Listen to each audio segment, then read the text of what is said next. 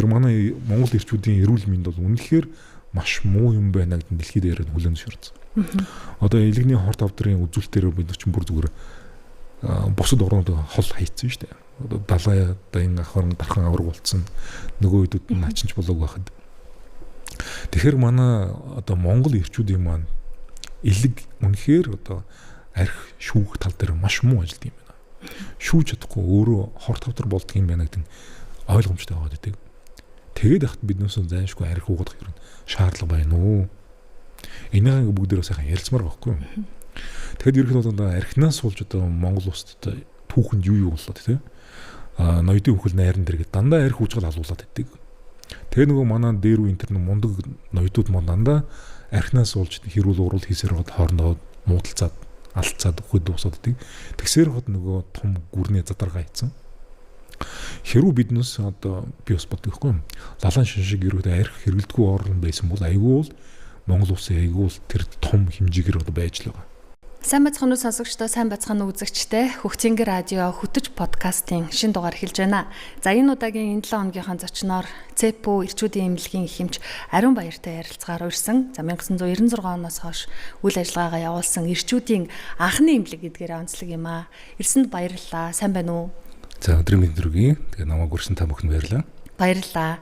За дөнгөж сая хэлсэн тийм ээ 96 оноос хойш одоо эрчүүдэд үйлчилж байгаа эрчүүдийн эрүүл мэндийн төлөө анхаарал тавьж байгаа Монголын анхны эрчүүдийн эмнэлэг тухайн үеэс хойш яг одоо 2025 он гэхэд эрчүүдийн эмнэлэг рүү явхад одоо явж байгаа байдал сэтгэл зүйд ер нь өөрчлөлт гарч ийн үү дэвшилттэй. Ер нь бол нэлийн их өөрчлөлт гарч байгаа. Тийм. Тэгэхээр нөгөө манай аав бол ярьсан байхгүй нөгөө анх ингээд эмнэлэг нээгээд эрчүүдийн биш эрэгтэйчүүдийн эмнэлэг гэдэг хаяг тавьсан байсан байхгүй юу. Тэгсэн чинь ерөөсөн эмэгтэйчүүд ерөөсөн орж ирээд салахгүй байсан гэсэн. Оо тэгээ бичсэн байхад хүртлөө. Тийм тэр нэрэн чинь хүмүүс шууд автоматар уншаад байдаг. Тэгээ эрэгтэйчүүдийн эмнэлэг байна гэсэн алд ерөөсөө 96 он ч байгаагүй. Тэгэнгүүт л одоо за ерөөсөө эрэгтэйчүүд ингэж биш болохгүй мэнэ эрчүүдийн ингээд эрчүүдийн болгож өрсмөр одоо. За тэгээд тэр тухайн үед бол яг тэгээ нэг хүмүүс ч нэг эрэгтэй хүн бол одоо өөрийнхөө эрүүл мэндэд анхаарал хандуулад эмнэлэгт хандах хэрэгтэй гэж шаардлагатай байгаагүй. Төрөө уужгаан үрслийн талаар арж ойлголт байгаагүй. За одоо болохоор ч юм бол байдал өөр болсон тийм. Одоо манай залуучдын мангад мэдлэг боосрал дэвшилсэн. Тэгээд өөрсдөө төрөө уужгааг одоо ингээ урчлын сэргийлээд үзчих хэвээр байна гэд урчлын сэргийлт маягаар ерөөхдөө өдөрт айгүй олон хүмүүс орж ирдэг. Өөрөөр нэг төрөө уужгаан одоо муудсан биш. Зүгээр ямар байна гэдгийг л үзэх сонирхолтой. Тэгэл ерөөхдөө тиймэрхүү залуучууд маш их өрдөг болсон байна. Таныг одоо таарсан хүмүүс за ер нь эрэгтэйчүүдийн эмч байна. Нөгөө төрөө булчирхаа ярьдаг эмч биш тэгээд одоо ингээд манай Хөгцөнгө радиогийн дэлгэцнээ гараад ирэхэд гэсэн бит хоёрын сэдв ер нь ойлгомжтой болоод ирж байгаа байх. За төрөө булчирхаа ярина, эрчүүдийн эрүүл мэнд ярина. Таны бас үзэл бодлыг сонсох сонирхолтой байгаа. Одоо хамгийн ихний асуулт юу гэж асуух гэдэг нь нөхлөр хүүхэд байхаас эхэл сонссон үнийг сайхан эр хүн шиг гэл нэг ярьдаг байсан шүү дээ. Энэ ойлголт одоо ер нь жоохон өөрчлөгдөж байгаа юу? Одоо сүүлийн үед бүр нүр номор хошигноод ярихдаа за одоо эр хүн шиг шалчганаадах юм болооч тэгэл одоо муудалцах юм болог эмэгтэйгээс эрэгтэнч дийлэх гээд ах шиг энэ нөгөө таны яриад байдаг эрэгтэй дааврыг хариуцж байгаа эр шинжийг хариуцж байгаа тестостерон даавартай холбоотой юу одоо яриад байгаа болохоор л бид нар анзаараад байгаа юм уу эсвэл нэрээ хүмүүсээ ажиглаад байгаа шиг энэ даавар нь буураад ийн үү? Ер нь буураад байгаа. Тэгэхээр ийм байгаа байхгүй 1996 он тий одоо тэгэл 30 жилийн дараа энэ хооронд ирэх манай Монголын нийгэм яаж өөрчлөгдөг гэдэг хүн болгон мэдэн шүү дээ. 96 онд ч бас тэгэл машинтай хүмүүс зөвхөн байсан, автобусаар ажилдаа явдаг тийм. Хөдөлгөөнтэй хүмүүс аягүй олон байсан шүү дээ. Одоо болохоор ч бүгд машинтай болоод нөгөө явах зам хүртэл бар байхгүй болчиход шүү дээ. Машинаар л явахгүй болох байсан. Тэгэл гэртээ суугаад гэрээсээ гараад машинд суугаад ажил дээр ирэл суугаал гэдэг хөдөлгөөн багцсан. Тэгэхээр тэр маань мэдээж тархалт үүсгэнэ. За дээрэс нь одоо биднээс идж байгаа хоол ч гэсэн тийм 96 оны одоо манай дэлгүүрийн лангуу ямар байсан одоо лангуу ямар байна газар тэнгэр шиг шөр өөр болсон байна шүү дээ тийм тэр нөгөө биднээсийн эздэг нөгөө чихэрлэг калорилог хоол маань айгүй их болсон тэгээд тэр маань буцаад таргалт үүсгээд байна тэгээд ерөөхдөө аав ярьсан байхгүй ингээд чихрийн шижтэй хүмүүс нар ингээд бэлгийн сулрал үүсдэг юм аа гэдэг онлайн хувьд бол аав дээр нь одоосондоо чихрийн жингээс болоод тийм асуултаа болцсон хүн орж ирээгүй гэж байхгүй одоосон ч над дээр өдөр бол орж ирж байгаа. Тэгэл чихрийн жингээс болоод бэлгийн сулралд орж байгаа хүмүүс гээд баг өдөр бол орж ирээд идэг. Тэгэхээр тэр үеийн өвчлөл одоо нийгмийг өөрчлөгдсөн. Тухайн үед бол одоо тестостероны дутагтай хүмүүс айгүй бол ингэ шинэлэх юм бол ер нь нэлээд ховор байсан байхаа. Одоо л айгүй нийтлэг асуудалтай болчихсон. Та удам дамжсан эмч ЦЭПУ гэдэг эмнэлгийн нэрийг нэг тайлбарлаж байгааг нь сонсож байхад бас тэгж ярьжсэн. Эмчээр ажиллаа та хэдэн жил болж байгаа вэ? Бас удам дамжсан эмч байхын давуу тал одоо зарим хүмүүс бол за би нэг сонирхлоор ийм мэрэгжил сонгоё доо гэж ажилдаг штеп сэтгүүлч болъё гэдэг юм уу. Тэгэхээр аав нь эмч байгаа, та эмч байгаад тэр дундаа нэлээд бас нийгмийн идэвхтэй эмч байх ялгаатай байна уу? Ер нь би нэг анагаахын нэг сургуулийн 2003 онд гэсэн. Тэгээд тэрнээс хойш ингээл сурал ингээл явж байгаа. Тэгэхээр яг эрэгтэйчдийн чиглэл рүү болохоор ч юм бол ороод 15 жил болж байгаа. Уг нь би нөгөө мэслийн эмч болох сонирхолтой байсан. Тэгсэн чинь маань одоо энэ манай эрэгтэйчдийн асуудал болж хэцүү байна. Энэ асуудлыг чи ингээд Монголд ингээд хөгжүүлэх хэрэгтэй. Эрчүүдийн төлөө ажиллаа гэдэг. За надад мэслийн эмч болоо гэдэг. Тэгээд нөгөө мэслийн эмч болоод тэгээд нөгөө аавах амьлаг дээр ажиллаад тэгээд ерөнхийдөө бол нөгөө нэрний утга нь болохоор ч юм бол нөгөө Ц гэдэг нөгөө Цэдиш гэдэг аавын нэр, Пүү гэдэг нь продюсер гэдэг манай ээжийн нэр юм. Тэгээд нөгөө Ромео и Жулиета гэдэг шил одоо Цэдиш продюсер гэсэн нэр нь л товчлоо юм. Манай Монцами гэдэг товчлдог шүү дээ. Тэр шиг товчлоо байхгүй юу? Тэр нөгөө аавынхаа нэрээр нэрлэлцэн нэг дотор ажиллаж байгаа учраас бас энэ чинь нөгөө яаж аавынхаа нэрийг бас нэг тий дээш нь авч явах уу бас нэг хариуцлагын асуудал бас байгаа даа. За дээрэс нь нөгөө ингээ нөгөө удам данцсан л гэж байгаа. Гэхдээ тэр маань болохоор ч юм бол бас л энэ дэр нөгөө буцаал хариуцлага гараад ирдэг юм л да. Чи ингээл танаа аав чинь тийм юмс чи тийм байж чадсангүй гэсэн л ер нь харьцуулал шүүмжил ер нь их гараад ирдэг байхгүй юу. Тийм учраас нөгөө чинь ингээл одоо хичээгээл сайн байх гал хичээхээс өөр аргагүй л ирдэг. Одоо танд ингэж бодогдчихсэн тохиолдол байдгүй. Анагаахын шинжлэх ухааны их сургууль багш нараар мэдээж мэрэгжлийн хичээл заалгаж байгаа. За ийм шүү, тийм шүү гэж практик одоо дадлагч гэсэн хийжсэн. Гэтэл аав маань эмчээсэн тулдаа яг надад энэ нэг юм нарийн ширээ юмыг тусгаалan хэлж өгсөн байна да. Тэгээгүй байсан бол би энийг ойлгох гэж хичнээн жил зарцуулах бол гэсэн бодол байсан уу? Мэдээж байлгүй байна. Тэгэхээр ийм бодгонолд нөгөө аав маань болохоор ч 1970-аад оны үед нөгөө Унгар руу явж ерөнхийдөө энэ андролог эргэжлэлээр сурсан байгаа. Тэг яг гэсэн дээр бол өөрөө болохоор ч нэг урологийн юмш байхгүй одоо мөрний мэслийн юмш. Тэгэхээр нөгөө мэрэгжил дэвшлүүлэх гээд тухайн ч соцорнууд руу явуулдаг байсан шүү дээ. Тэг очиод сурсан чинь очиод андролог залгацсан байгаа байхгүй. Тэнгүүтлээ эренгүүл энэ ч нэг бас нэг эргэжлэлийн салбар гэж тустай байд юм байна гэдэг нөгөө Монголдо иймэрхүү хөгжүүлэх гээд тасаг масаг байгуулах гээд ер нь болж гүйс юм байна. Тэгээд ерөнхийдөө цаанасаа дэмжээгүй. Тэнгүүтэл өөрөө болохоор ч нөгөө социализмын үед дуусаал арчилсан ер нэг юм шилжингүүд л өөрөө хувийн байгуулаад тэр нэг ингэж байгуулсан. Тэгэхээр ч одоо энэ чиглэлээр ерөөд сурсан тухайд бол цорын ганц үнэл байсан ба. Тэгэд яг та аав манд гэл тэр бүгдийг л заан штэ тий. Угаасаа нөгөө яг андрологийн чиглэлийн багш нар Монголд байхгүйсэн юм чам. Тэгээ ааваар л бүхэл юм ингэ залгуулаад явж байгаа. Сүүлд нь өөрөө тэгээ бие дааж ингээл суурал үржлүүлэл ингэ явж байгаа. Эмэгтэйчүүдийн эмч тэр дундаа хөхний төв дээр очиод арьслага хийж хахад нэг мэрэгжлийн эмч ярьжсэн. Сүүлийн уг нь бол би бодохдоо охтын талаар эмэгтэйчүүдийн талаар ярина гэж бодоод очисон чинь сүүлийн үеийн өсвөр насны эрэгтэй хүүхдүүдийн хөвгүүдийн хүүх ургах тохиолдол багагүй гарч байгаа. Энэ бол одоо эрэгтэй хүүхдүүдийн ер нь бидний идэж ууж байгаа зүйлтэй холбоотой гэж ярьжсэн. Та энэ дээр санал нийлж гин үү? Энэ ийм тохиолдол та ер нь анзаарсан уу? Наад чинь нөгөө гинекомасти гэж нэрлэдэг юм. Тэгээ гинекомастийн явахтай нөгөө шалтгаанууд байгаа л да. Ийм шалтгааны улмаас ингэ үүснэ гэдэг. Тэгээ тиймэрхүү шалтгаан үүсэх болох өөрөлдөл дааврын өөрчлөлтөнд оруулах болцоотой нөхцлүүд нь Монгол тодорхой хэмжээгээр бүрдээд болохгүй байгаа юм л да. Тийм учраас л одоо биднээс ингэ нэг ард иргэдэг нь анхааруулдаг байхгүй. За жишээлбэл жирэлсэн байхдаа эмэгтэй хүмүүс маань одоо нэг дигидротестостерон гэдэг дааврыг дарангуулдаг эм тан битгий хэрэглээч. Тийм ч бол прогестерон маамс дарангуулдаг. Тэгээ эрэгтэй хүүхдэд жирэмсэн байхдаа прогестероны бэлтгэл хэрэглэж юм бол энэ бэлгэртний хөгжил мөжлөд ингээд асуудал үүсдэг шүү. Бүр жирэмсэн байхаас эхлэх юм байна шүү, тийм. Тэгэхээр яг нэг энэ чинь жирэмсэн байх чинь одоо нөгөө бужгонд бүрлдэж шүү дээ, тийм. Тэгэхээр нөгөө бэлгэрт нь томор үхцгүй жижигхэн байх уу, эсвэл шээсэн сүүн буруу байралтай байх уу, төмсөө буухгүй гэл янз бүрийн асуудал айгүй эмзэг үе дээр ингээд дааврын бэлтгэл ороод ирдэг. Тэгэл ирэхэд бол тэрэн дээр ингээд сатаа болоод эхэлдэг. Тэгэхээр ямар бэлтгэл хэрэглэх юм бол одоо юу болдго юм бэ гэдэг л одоо хүмүүс мэдэхгүй байх юм бол асуудал үүсгээд байдаг. За тэгэхээр нөгөө дааврын өөрчлөлтөнд оруулдаг харамстай нэг хоол хүнсний асуудал бас гараад ирсэн байна сүүлийн үед тийм. Ялангуяа одоо нөгөө химийн бүтээгдэхүүнүүд, хуванцрууд ч юм тиймэрхүү асуудал үүсгэж чаддаг. Тэгэхээр одоо юу идэж болохгүй гэдэг л одоо аюу сайн мэдэхгүй бол асуудал үүсгээд идэв. Би одоо нөгөө идж байгаа гэл тэгэхээр энгийн хүмүүс бид нар бол ээжүүд бол ерөөсөл за энэ сүүлийн үед хүүхдүүдийн дурлаад байдаг дахины маханд хамаг учир байгаа болов уу гэж ерөөсөл нөгөө хар ухаанаар л бодоод байсан чи бүр ээжүүд жирэмсэн байх та хүүсийн танимгцаал арга хэмжээ авч эхлэх нь байна. Эрэгтэй хүүхдүүдтэй. Тийм. Тэгэхээр яг та энэ чинь зайлшгүй бас нэг дахины мах захтан дарж бас биш л дээ. Тийм. Ерөнхийдөө нэг хүмүүс мэднэ нөгөө хурдан томсохын тулд тодорхой хэмжээний даавар мавар тарьдаг асуудал байгаа. Тэрнээс гадна одоо нөгөө пластик шүү дээ. Одоо бид чинь нөгөө гэлгууртан дотор битгий ингээд хоол халаагч хайл гэсэн асуудал иргэдэд дүү шүү дээ. Тэгээ болж игэл одоо хоол хүнснээс гэлгууртан битгий хийшүү гээл. Тэр бүхэн маань ерөнхийдөө бол одоо бас тодорхой хэмжээний даавар хөгжлөнд оруулж чаддаг. Одоо нөгөө өвчтнийг ч юм бол тиймэрхүү асуудал ирдэг шүү дээ. BPA free гэсэн тиймэрхүү савтай ууж мууж авах шүү гэлтэй өвчнөөс тэгвэл асуудал ордог. Яг бол нөгөө тэрнийг болохоор эндогены дизрапторч нар гэдэг. Өөрөөр тэр бодис маань биднүүсийн нөгөө даавруудтай төстэй молекул бүтцэд үүсгэчихээр андуургадаад байдаг. Тэгэл ерөөхдөө нөгөө тэр даавар маань үйлчлэхийн оронд өөр нэг нөхөр ирээ суугаал буруу ажиллаулаад байдаг. Тэгээ тиймэрхүү бодис хамгийн түүхтэй одоо биднүүсийн цусны дотор амар их ороод ирсэн байна.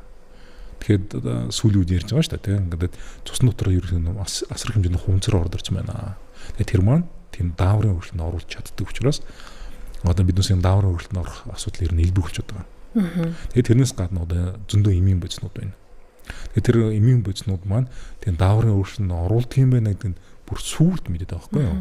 Чөл одоо бүр 70-аад оны үед хэрэгжилсэн эмийн бодис маань одоо 2000 оны үед л за энэ эмээс болоод ийм асуудал үүсэн байна гэдэг олон жилийн судалгааны дараа ингээд тодорхойлоод байдаг. Жишээлх юм бол одоо верошпирон гэдэг юм байдаг. Гэтэл тэр маань тестостерон аваар дарангуулдах нь тогтогдсон. Тэгэхээр ерөөхдөө бол эрчүүдээр хэрэглэхгүй гэсэн яригдаад байдаг. Гэтэл тэр маань хамгийн өргөн хэрэглэдэг юмнуудын нэг байдаг. Гэх мэтийн асуудал ер нь ингээд нөгөө хөгжил гэх юм уу та тийм энэ хөгжлөөс болоод одоо тиймэрхүү асуудал ер нь дагуулдаг байгаа. Одоо түрүүн бас та ярьсан шүү дээ. Нэрэл одоо машинтай дандаа явж гин. Идэж ууж байгаа юм өөрчлөгдсөн байна. Тестостерон даавар гэдэг байгаа. Энэ дааврыг бие уг нь өөрөө ингээд цаанаасаа үйлдвэрлээд байж ах хэвээр баг. Тэгээ нэгэнтээ би ийм болоод үйлдвэрлэж чадахгүй болвол шууд аваад ингээд бэлтгэлээрээ уух хэвээр юм уу? Эргээд тэрийг хэвийн хэмжээнд очил үйлдвэрлүүлэх тийм арга зам гэвэл ямар зам байх вэ? Энийг яаж тайлбарлах вэ?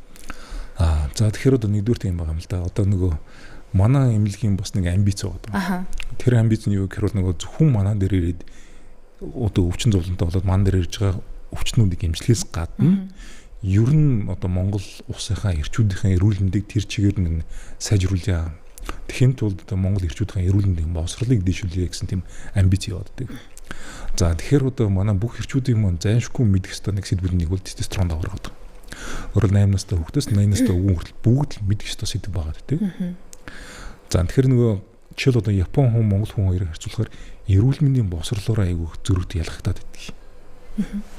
Тэгэхээр нөгөө японочууд багаас нь эрүүл мэндийг өөрсдөө хариуцна, өөрсдөө уншина, өөрсдөө хариуцна гэд толгоонд суулгацсан. Эрүүл мэндийн асуудлын дээр өөрсдөө сонирхож нэвтрүүлэг үздэг уншдаг. Манай Монгол болохоор ч юм бол яг тийм юм байхгүй даа. Өөрөөр чи эрүүл мэндийн хариуцсан шигсэн ойлголт ерөөсөө суулгадаг. Тэгэхээр нөгөө өөрийнхөө эрүүл мэндийн талаар өөрөө юм сонирхож уншдаг, судалдаг. Тэгээд ингээ боловсролын түвшингээр зөрүүтэй хүмүүс юм маань өвчлөл нь бас ингээ зөрүүтэй байдаг. Дэлхийд дээр одоо бэлгийн биш. Ер нь бол өвчин эмчилгээсээ өвчлөн урьдчилан сэргийлэх нь хамаагүй үр дүнтэй хямдхан ашигтай гэж үзээд идэг. Тэгээ нөгөө урьдчилан сэргийлэх гэдэг чинь бол ерөөхдөө нөгөө хүний эрүүлийн боловсрол мэдлэг л байгаад идэг. Тэр тал дээр манайхан айгу сул ажиллаад байна л гэдэг байхгүй юу?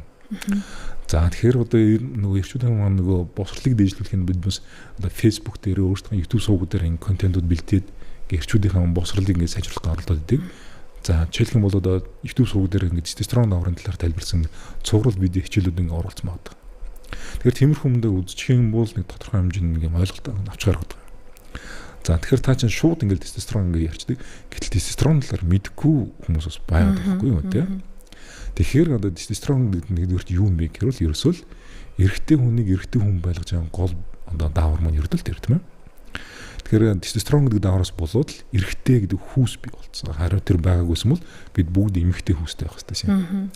Тэгээ биднээс ингээ ураг одоо байхад хэмнэлээ дотор байхад тестостерон даавар нөлөөснөөс болоод эрэгтэй хүүс үсээд ингээ боожгод болчихж байгаа. Тэрний ачаар одоо нөгөө бэлгийн боожил гэдэг юм явагдаад нөгөө хүүхд төснөө хэрэгтэй хүн болдог. Тэр өөрөлд тийм хүчтэй маш чухал даавар гадаг.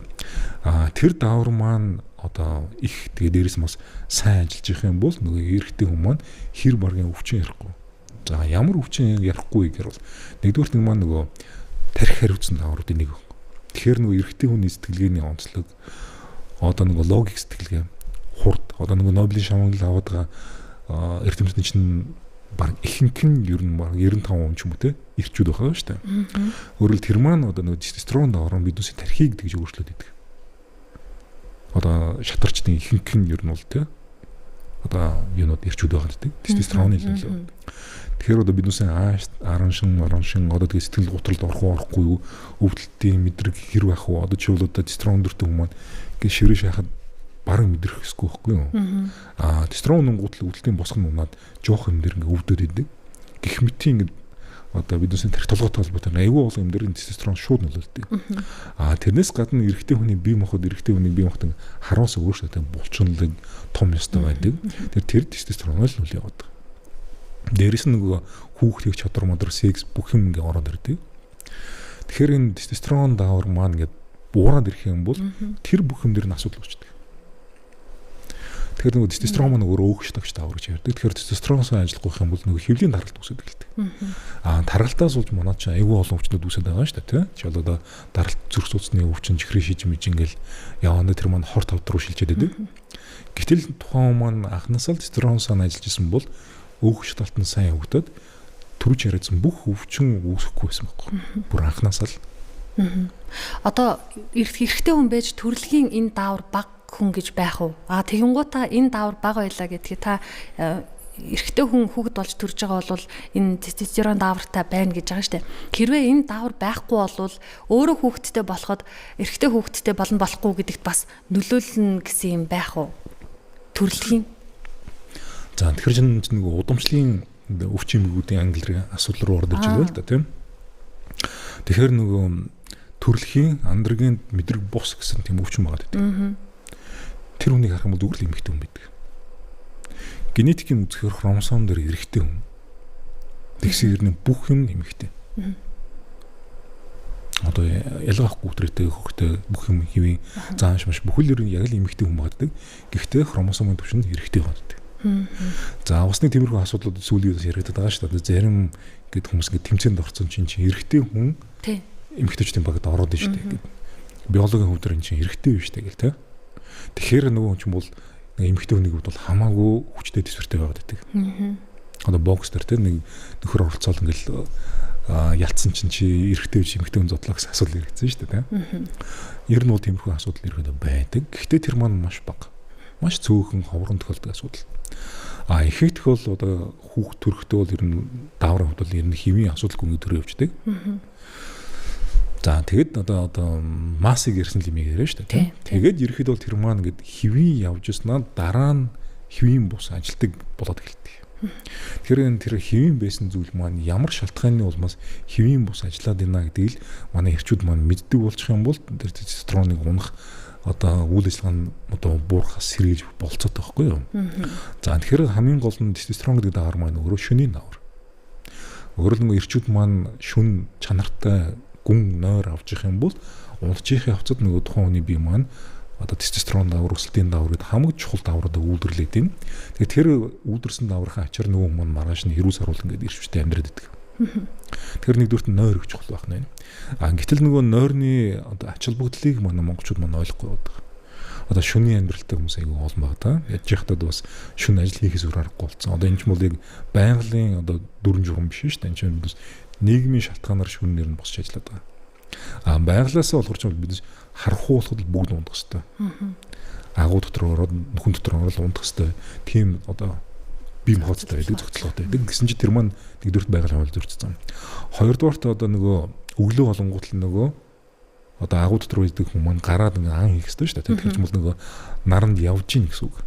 Тэгээд одоо үсэж байгаа агуу хүмүүс маань тэгэл үсэндөө ан хийгээл одоо өдөрт 10-20 км ингээл гүүгээл ан агнана. Хөдлөн аягүй хүндэр байсан. Гэсэн чинь одоо усан чинь ерөөсөө суугаал байдаг тийм. Өглөөн сойр бол ерөнхийдөө суугаалаад одоо ч гэсэн суугаал гэж тийм. хамгийн гол биднээс бие махбод ерөөсөө суух зохицуулдаг байхгүй. Биднээс ч одоо бичнээс үүслэгээд байгаа шүү дээ. Гэтэл бичиг харах юм бол энэ ч бол 4 хөлөөр ингэ яваад байгаа шүү дээ. Суудгүй. Дараа нь 2 хөлдөр явдаг болсон. Бас суудгүй. Тэгсэн чинь одоо болсон чинь нэг юм суудаг хянсаар шилжчихсэн. Тэгээд тэр маань яагаад муу юм бэ гэвэл биднээс суухаараа нөгөө төмсгнийхаа цусны хэрэглэдэг муудахад идэв. Төмсгөн дотор нөгөө тестостерон үйлдвэрлэдэг. Тестостерон маань хамгийн гол нь биеийн температуроос ойролцоогоор нэг 4 градусаар бага температурт тестостерон үйлдвэрлэх гэдэг. Эр бэлгийнхээ үйлдвэрлэх гэдэг. Тэгэхээр биднээсийн одоо биеийн хэмжээ 36-аас 37-ийн хооронд байгаа шүү дээ. Гэтэл нөгөө төмсг маань өөрөө 32-33 градус гэмтийн тийм сэрүүхэн орчинд юм үйлдвэрлэх дуртай. Тийм учраас тэр доор ингээд сэлгүүцээл унчидаг нөхөрөхгүй. Гэтэл биднээс ч одоо яах вэ? Нөгөө машин дээр ингээд суучлаа. Суудал хална. Нөгөө төмсгний маань температур нэмэгдээд ин ажил дээр очиод суучна. Бас л доороос халт өгнө. Гэртээ ирээд буудан дээр суучна. Тэгээ хүн болгоо мэдэж шүү дээ. Хүн суугаад босоо явсан дараа очиод суух гэхэл суудал халтсан байдаг. Тэгэхээр ч юм бол тийм өндөр температур төр нөгөө төмсгний үйл ажиллагаа яалчгүй л муудаад идэв. Одоо байгалийн хууль зөрчил болоод байна. Уг нь бол ингээд сэрүүцээ явж хэвээр. Сэрүүл авирн байх хэвээрсэн нөхөрөхгүй юу.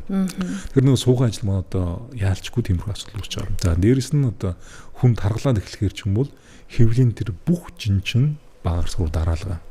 Тэр нөгөө төрүүлж хаа төмсгөр очиж суудснууд ч бас л дараад байгаа. Тэгээ хөөрхөн амьд нь одоо тэгэл цусан юу болоод ирэхээр химийн ажиллаганд бас хэцүү болоод ирдэг. Тэгэхээр л таргалт маань тестостерон унгаад идэг.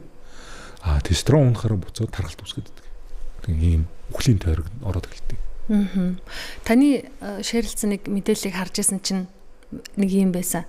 Ямар тестостеронлог залуучууд вэ гэсэн байсан байхгүй юу? Тэгэхээр нь би за ер нь даавар нь их бага нь хараад мэдэгдэм болов гэд басан чинь сонирхол татаад. Тэгээ харсан чинь цэргийн хувцастай залуучууд сонеж исэн. Тэгэхээр нь би ямар сони юм болоо. Эмэгтэй хүн ч гэсэн ингэ сонирхож харж шít. Гэтэл эрэгтэй хүн энэ даавар нь их багасаа өөртөө тийм ээ иршүүд шинжтэй байх юмсан гэж бүгдээрээ л дотроо бодож байгаа. Тэгэд энийг таних арга байна уу? Энийг эмэгтэйчүүд эрэгтэйчүүд айлална. Одоо бүсгүйчүүд мэдээ сонсож байгаа юм чинь найз залуудаа нөхөртөө бас анхаарал тавьж болно шүү дээ. Тийм ээ. Заавал эрэгтэй хүмүүс сонсох подкаст бас биш. Тийм. Гэхдээ яг та энэ бас юм байгаа юм да. Нэгдүгürt манай хамлагч тестостероныг эр бэлгийн даавар гэж нэрлэдэг юм. Яг ном журмаар бол зүгээр бэлгийн даавар байхгүй юу? Эр гэсэн үг байхгүй. Яг нэг л эмэгтэй хүнд ч гэсэн бас байдаг. Тэр эмэгтэй хүний тестостероны уналтыг бас эмчлэх хэрэгтэй байдаг. Эстрогенийг болохоор ч юм эмчнэр эм бэлгийн даавар гэж нэрлэдэг. Гэтэл бас эм гэдэг үг байхсгүй бэлгийн даавар гэж ярих хэрэгтэй. Яг бол эрэгтэй хүн ч гэсэн бэлгийн одоо нөгөө эстроген бас байдаг. Тэгэхээр ерөнхийдөө энэ ч юм бол хүүс үндэл хамаагүй байхгүй юу? Юугаар ялгаатай микро зүгээр л төвшин л өөр.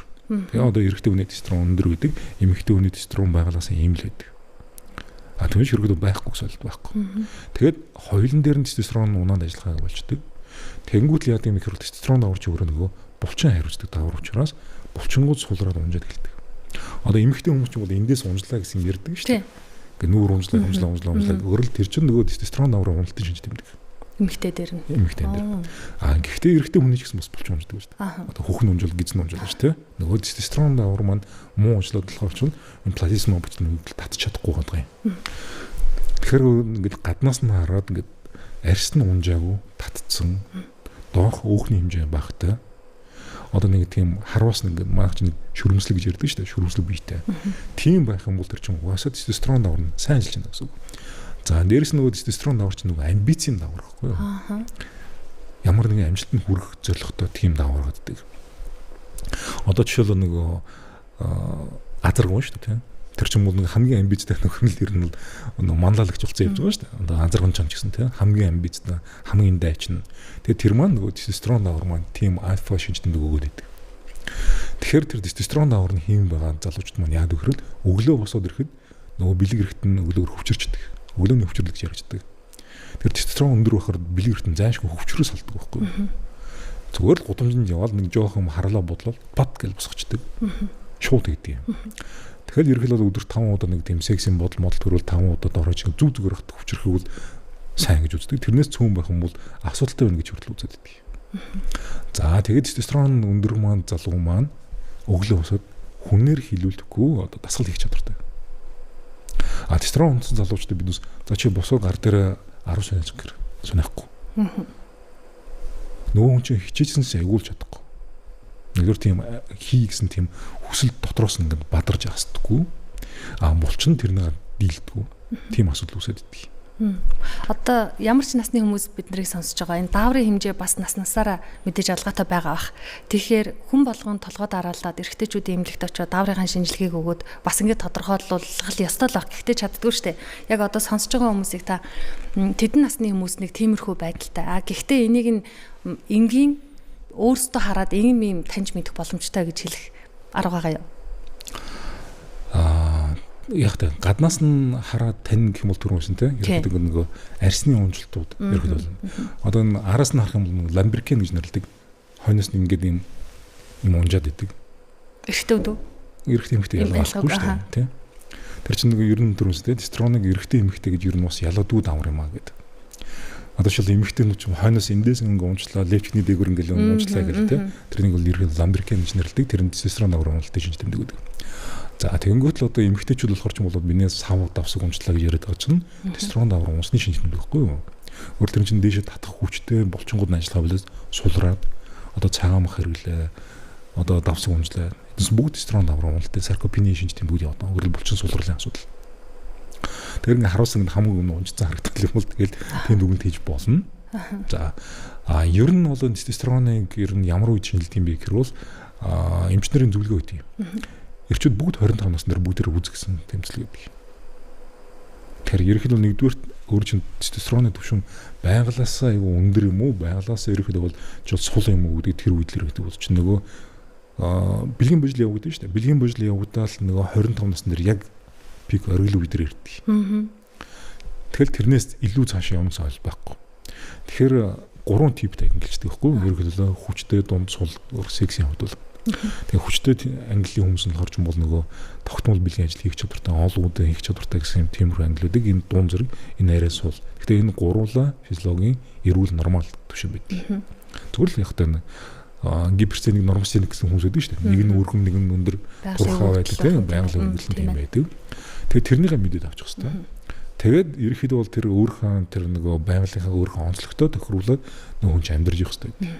За би ерөнхийдөө бол энэ тестостерон даврын жил сул юм чинь би ер нь ойроод ч унтаж болохгүй. Ер нь бол шүн нойргүй явдаг ажил мэжлүүрний сонгож болохгүй юм байна. Тэгэх юм бол миний тестостерон бол айгүй хурдан унтах чадвартай. Нөхөгдөх гэхээр хурдан нөхөгддөггүй юм байна гэдэг. Сул ажилт юм байна. Тэгээ ажил амьдралаа хүртэл ингэ тооцоолж болох нь шүү дээ. Ямар мэрэгжил сонгох нь гэл. Тэгчээд нөгөө тэр тестостерон ч юм уу одоо ингээл 40-с хойш ирэхэд уналт хэрэгтэн. Ингээл унж эхлэн 60-аас хойш бүр унж эхэлдэг. Тэгээд тэр үед нь бол одоо мэдээж эмчнэр шинжилгээ хийгээд нөгөө нэг эмчлийн асуудал иргэдэг шүү дээ. Тэнгүүт аль төвшин хүртэл ерөөд бол энийг ихсгэж тэр хүнийг одоо эрүүл сарвал байлгах гэдэг асуудал иргэдэг. Тэнгүүт л ерөөд тэр 25 настад авсан шинжилгээ хэрэглэдэг байхгүй. Энэ чинь ерөөд бол одоо залуудаа 12 та байсан хүн байна. 8 дээр ирэхээр энэ хүн чинь би ингэ мэдрээд байгаа юм байна. Тэгм бол одоо 12 дээр авчиж байгаа. Гэтэл нөгөө хүмүүс нь болохоор ч юм бол 8 дээр хэвэн байдаг хүмүүс байдаг. Тэгм бол окей таних 8 дээр л явчих гээд 12 нэр явуулдаг байхгүй. Тэгэхээр яг тэр хүний өөрийнхөө онцлогтон тохирсон л эмчилгээг нь хийх хэрэгтэй. Одоо сүүлийн ч юм бол нөгөө анаахны чинь эмчилгээ маань нэг индивидуал буюу хувь хүний тохирсон гэдэг эмчилгээнд иргэдэг байгаа байхгүй юу. Тэр хүн болгон дээр ингэ эмчилгээг ерөөхдөө адилхан хийхгүй. Таны одоо манай нэр уламжлалтын эмчнэр ер нь тэгдэг шүү дээ, тийм. Барьж үзэнгөлөө таа чинь юм шарын төрлийн тэр юм хүн байна. Тэрний тохирсон юм уулгыг гэл, тийм. Одоо ангаах хүн чинь ер нь бараг тим шилжиж байгаа байхгүй юу. Та тим төрлийн хэм учраас тань дээр ийм төрлийн юм болгоно энэ хүнээс өвчин адилхан хэрнээ таны бие тохироод арай өөр тунтай явах юм байна гэдэг. Жишээлх юм бол одоо нөгөө тестостероны рецептор гэж юм байдаг. Тэгээд тэр нь болохоор ч цаг давталт гэж юм байдаг. Тэгээд тэр цаг давталт нь урт байх тусмаа тестостерон аяг муу ажилладаг. Богино хүмүүсийн болохоор ч тестостерон аяг сайн ажилладаг. Тэгэхээр нөгөө богино рецептортой хүмүүс төр тестостерон жоохон ихсгэд л бүхэн гоё болоод ингээл ирч хүч ороод ирдэг. Нөгөө рецептор урт хүмүүсийн болохоор ч нэлээд хэмжээний тестостерон авахгүй бол нөгөө тийм мэдэрдэггүй тийм биеийн онцлогуд байдаг. Тэгээд тэр одоо сүүлийн үеч нөгөө генетикийн шинжилгээгээд тэр генетикийн шинжилгээнд дээр та ийм генетикийн иймэрхүү онцлогтой юм байна. Тэрдэн тохирсон эмчилгээ хийнэ гэдэг ийм болчиход байгаа. Одоо ч бол D витамины уух төрлөөр тийм болсон шүү дээ. Одоо биднес болохоор ч бол нөгөө цусны шинжилгээнд дээр зүгээр D витамин хараа гэддэг. Гэтэл одоо Москвагийн манай багш маань D дээгүүр шинжилгээс гадна таны генетикийг хараа гэдэг.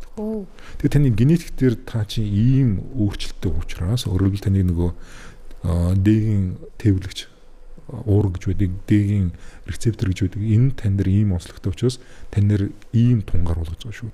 Энэ хүн дээр 5,000 гаруйд болж хад таныхаа 15,000 гаруй үжиж ажилт юм байна. Таны генетикийн онцлог юм байна гэдэг. Тэгэхээр ерөнхийдөө бол ийм онцлог руу шилжиж явцсан яваад байгаа. Нэ саний нөгөө D витамин ярснаас нөгөө тестостерон гормон нэг их баг гэсэн яригдсан шүү дээ. Тэр маань одоо нойртой их холбоотой байдаг. Тэгээд өглөө ууч гүйдэг залуучдын тестостерон илүү байгаа гэдэг. Тэрнээс гадна нөгөөх маань одоо ажиллахгүй гэсэн яригддаг.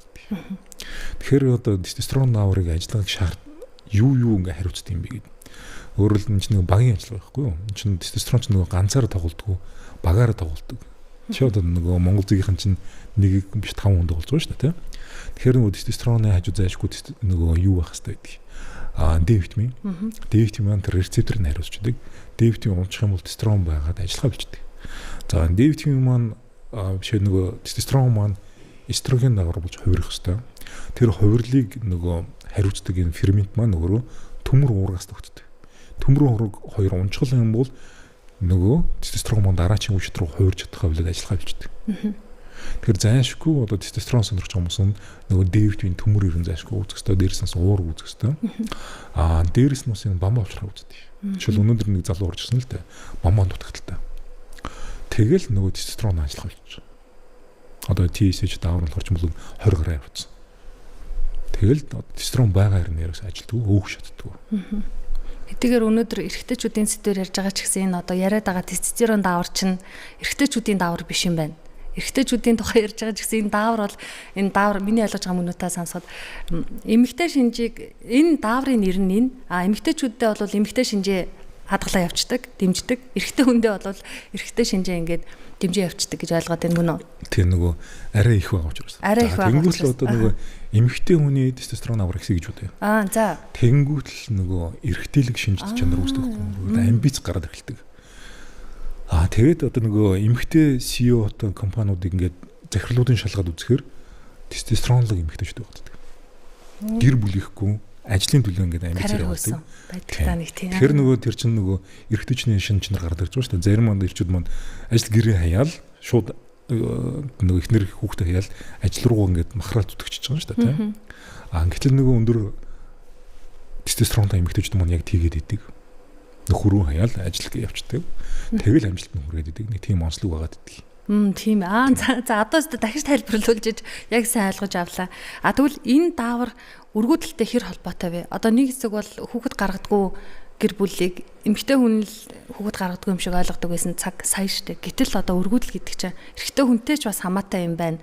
Бараг хамаатад адилхан байгаад ах шиг байна. Энэ өргөдөлтэй хэр хамаатай юм бэ? За тэгэхээр нөгөө эрэгтэйчтэй ингээд байгаа ч юм бол одоо нөгөө андролог гэдэг нэртэй нөгөө шинжлэх ухааны салбар шүү дээ, анаах ухааны.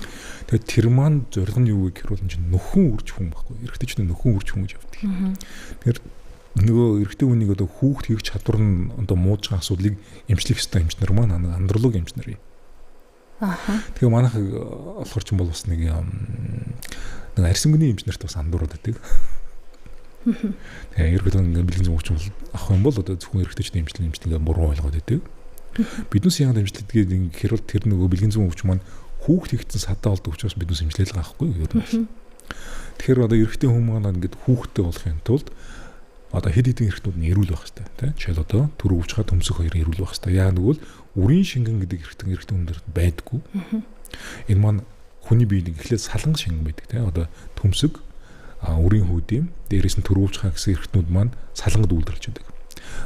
Тэгээд хорчлын үед гарсан шингэнийг маань холдоод гарсан шингэнийг маань нөгөө үрийн шингэн гэж нэрлэдэг байгаа. Тэгэхээр ч юм одоо энэ гурван эрэгт маань гуруулаа эрүүл саруул гэж чанартай одоо эрблийн эсвэл үйлдвэрлэдэг. Гэтэл нөгөө гурван эрэгт маань үрсцэн байх юм бол мэдээ чанаргүй эсвэл үйлдвэрлэнэ. Дээрэс нь тэр маань нөгөө юу вэ штэ нөгөө бас нэг үрийн сууг нь эрэгтэй хүн дээр бас адилхан битүүрэн штэ тийм. Тэгээд тийм битүүрлэлнээс үүсгдэг учраас биднээс тэрний зайшгүй юм хэлэхтэй болж ирдэг бэлгийн зам өвчнийг. Тэгээд нөгөө энэ өргөдлийн асуудал дээр болохоор ч юм бол нөгөө тийм тестостерон ерөөдөө ямар хамааралтай юм бэ гэхээр бол нөгөө төмсгөн дотор эрбэлгээс үйлдвэрлэх тийм тестостерон зайшгүй оролцдог. Тестостерон дотор эстроген заавалж оролцдог. Тэр нөгөө төмсөн дотор чинь тэр эстроген чинь үйлрэлдэж байдаг. Тэгээд тэнд эрбэлгийн бүрэн божих нь ерөнхийдөө зайлшгүй нь чухал үүрэгтэй болдог. Тэр нөгөө эрэгтэй хүний тэр одоо аа болоход бол нөгөө тестостерон маань зайлшгүй чухал. Тестостерон унаадах юм бол нөгөө төмсөн дотор чанартай эрбэлгийн үйлрэх чадвар нь гэдэг тодорхой хэмжээгээр буураад идэг. Тэгэхээр биднээс тестостероны тодорхой хэмжээгээр ихсэх юм бол тэрнийг аа болоход нь тодорхой хэмжээгээр нөлөөлдөг сайнаар. Тэнгүүт л одоо зарим хүмүүс маань шууд толгоонд нь ороод ирэх байхaltaа би хүүхд хийдэггүй гаднаас нь шууд тестостерон тариал би шууд хүүхдтэй болчих гэдэг. Гэтэл ингэдэг юм. Тестостерон тарихаар эсрэгээр эрбэлгийн тоон 0 зочдөг. Одоо 100 сая эрбэлгийн хүн байлаа. Биднээс одоо тестостерон даавар ингээд тариаллаа. Жил тарсны дараа нөгдөг нь шууд 0 болоод ирдэг. Тэм учраас ерөнхийдөө бол энэ тестостерон гэдэг нэг тариа ус гадуур нь хэрэглэгдээд идэг. Одоо маань тамирчид маань их хэрэглэдэг. Тэрнийг бас гэж нэм дур зургаар бас хэрэгж болдгоо эмчийн хяналтанд ор хэрэглэх ёстой. Хинд хэрэгж болно болохгүй гэсэн баахан заалт байдаг. Тэгэхээр тэрнийг болохоор ч юм бол тодорхой хэмжээгээр буруу хэрэглэх юм бол нөгөө төмсөн доторх эрбэлгийн үйлдвэрлэлийг шууд дарангуулдаг. Зарим аль 5-6 хүүхэд гараад идэг. Зарим айл 5-6 октод байгаад идэг. Тэгсэн чинь эрэгтэй хүн төрөлхийн дандаа одоо эмэгтэйс би одоо зөвхөн мэрэгжлийн хүн биш учраас ингэ ярьчих юм чи. Дандаа эмэгтэйс. Эсвэл ингэ төрөлхийн дандаа 90-тэй төрнө гэж байдаг юм уу? Эсвэл тухайн үеийн эрэгтэй хүн тэр гэр бүл тэр үедээ идэж ууж исэн хоол хүнснээс орчин тойрноос шалтгаалдаг юм уу? Энэ төрөлхийн гэж юм байна уу? Нэг юм байгаа нь бол одоо биднээс ч болохоор нэг хүмүүст нэг зөвлөгөө өгөхтэй. Болж өгвөл нөгөө анагаах хондор те судалгаагаар нотлогдсон зөвлөгөө өгсөн хэрэгтэй байдаг. Нотлогдоогүй зөвлөгөө дургу байдаг. Одоо ийм бичиж өгсөн ч гэсэн энэ бол одоо дэлхийн даяар хүлээн зөвшөөрсөн энэ хүлээн зөвшөөрөг байгаа. Одоо үрдүүлж магадгүй гэхдээ судалгаа авахгүй учраас энийг тань зөвлөхгүй гэдэг байхгүй юу? Зөвлөгөө ерөөд бас адилхан. Тэгэхээр ч юм бол одоо яг иймэрхүү болох юм бол та хэрэгтэй хөвгтэй болно, иймэрхүү болох юм бол эмэгтэй хөвгтэй болно гэсэн 100% баталгаатай судалгаа дэлхийд дээрээс байхгүй юу? Байхгүй. Тэгэхээр ч биднээс тэрнийг тийм баталгаатай зөвлөгөө ерөөсөө өгч чадахгүй. За зөвхөн жишээ аваад ярил л та. Одоо эрэгтэй хүмүүс маань нэг харьцлын үед бол ойролцоогоор 100 сая эрбэлгийн гадагшлуулчихдаг. Тэнгүүл тэрэн дотор ч юм бол эрэгтэй хүүхэд хийх чадвартай, эмэгтэй хүүхэд чадвартай эрбэлгийн 50 хүүхэдтэй байлаа гэж үзье. За тэнгүүл нөгөө нөхдөд ч юм бол ганц үндгийн төлөөл одоо уралдах нь шүү дээ. За тэнгүүл 100 сая эсийн хин төрүүлж очихыг та хэлж чадах уу? Чадахгүй шүү дээ.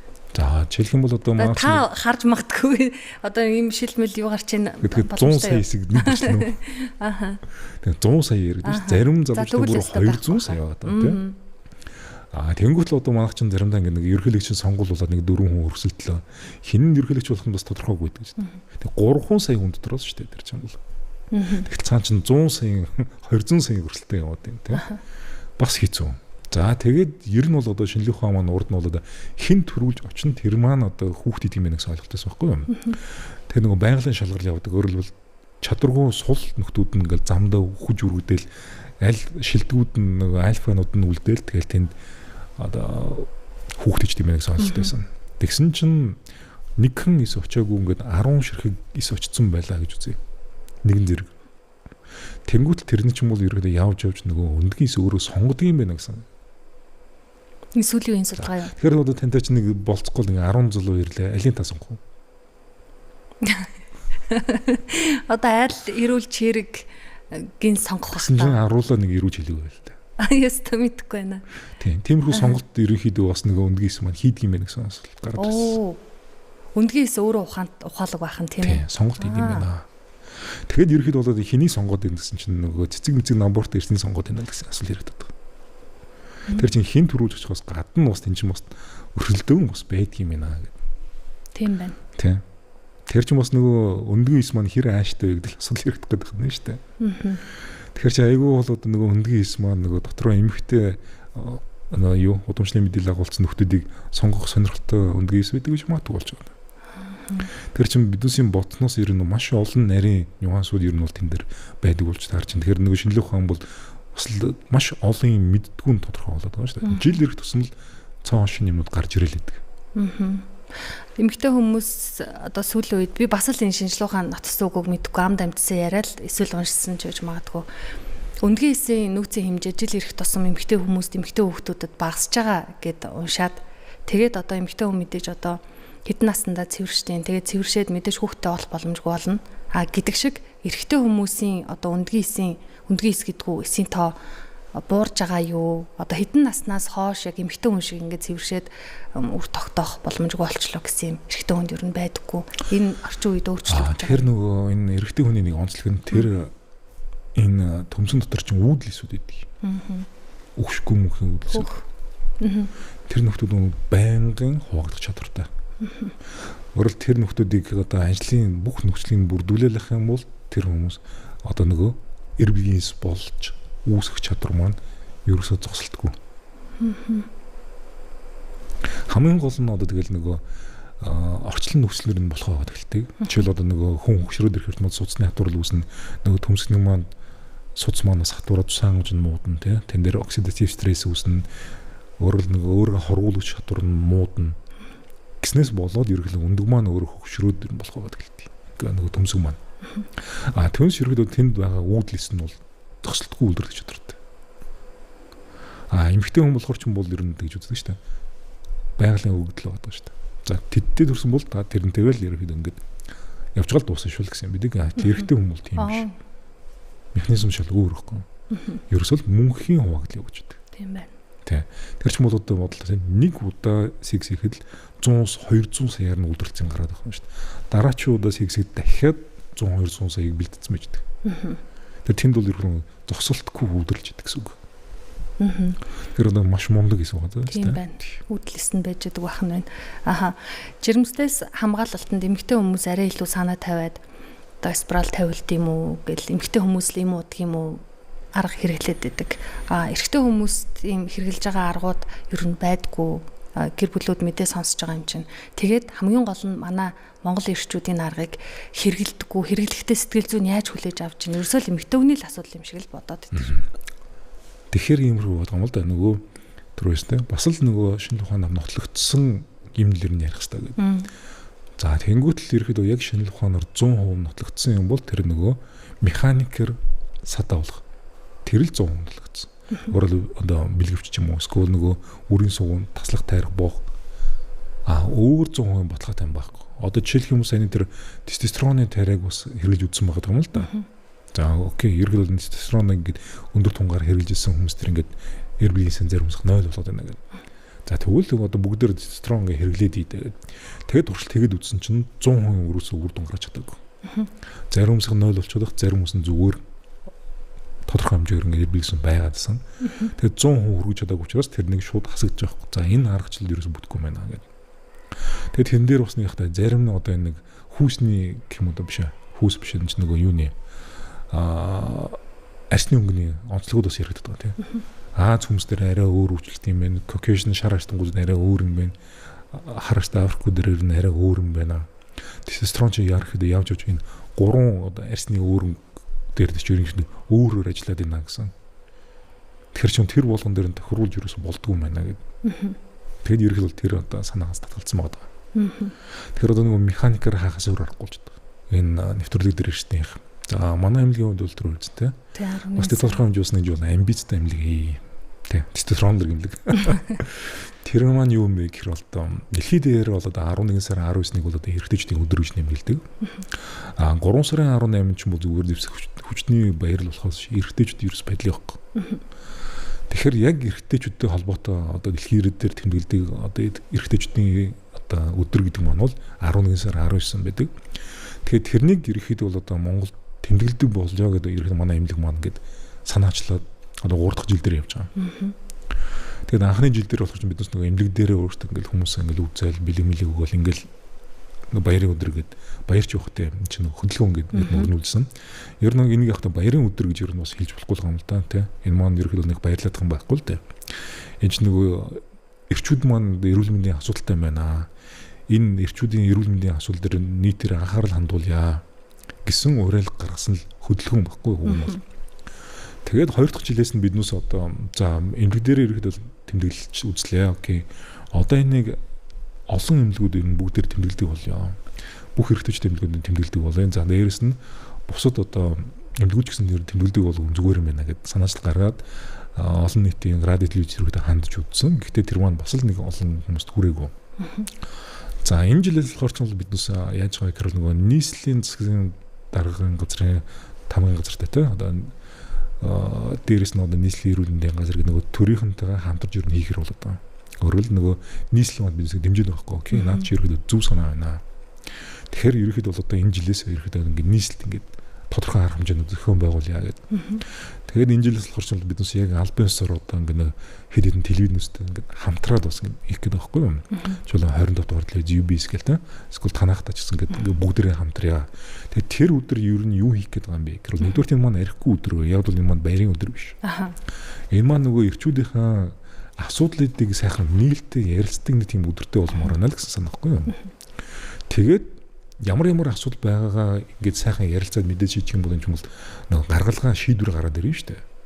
Тэгээд эрчүүдийн асуудлыг шийдвэрлэе. Тэгэхгүй бол одоо манай эрчүүд маань одоо үнэхээр одоо нүүр уулаасгсан юм хийгээд байна. Тэ? Одоо илгэний хорт авдраараа дэлхийд дөрвөр номерт 1 бүр. Тэгэхээр тэр чинь бол голцоо эрчүүд байгаа шүү дээ. Одоо тэгээ элдвийн хэмжээнд л одоо болохгүй өвчин яригдан гол нөгөө монгол хүн нэгт яваад идэг. Монгол ус нэгт яваад идэг. Тэрэн дотор дандаа эрчүүд нь эмэгтэйчдэд давангалаад нэгт яваад идэг. Тэгэхээр манай монгол эрчүүдийн эрүүл мэнд бол үнэхээр маш муу юм байна гэдэг дэлхийд яриад хүлээн зөвшөөрсөн. Одоо илгэний хорт авдрын үзүүлэлтээр бид чинь бүр зүгээр бусад орнууд хол хайцсан шүү дээ. Одоо далай дайн ахвар дархан авраг болцсон. Нөгөө хэдүүд нь ачинч болоог байхад. Тэгэхээр манай одоо монгол эрчүүдийн маань элэг үнэхээр одоо арх шүүх тал дээр маш муу ажилтдаг юм байна.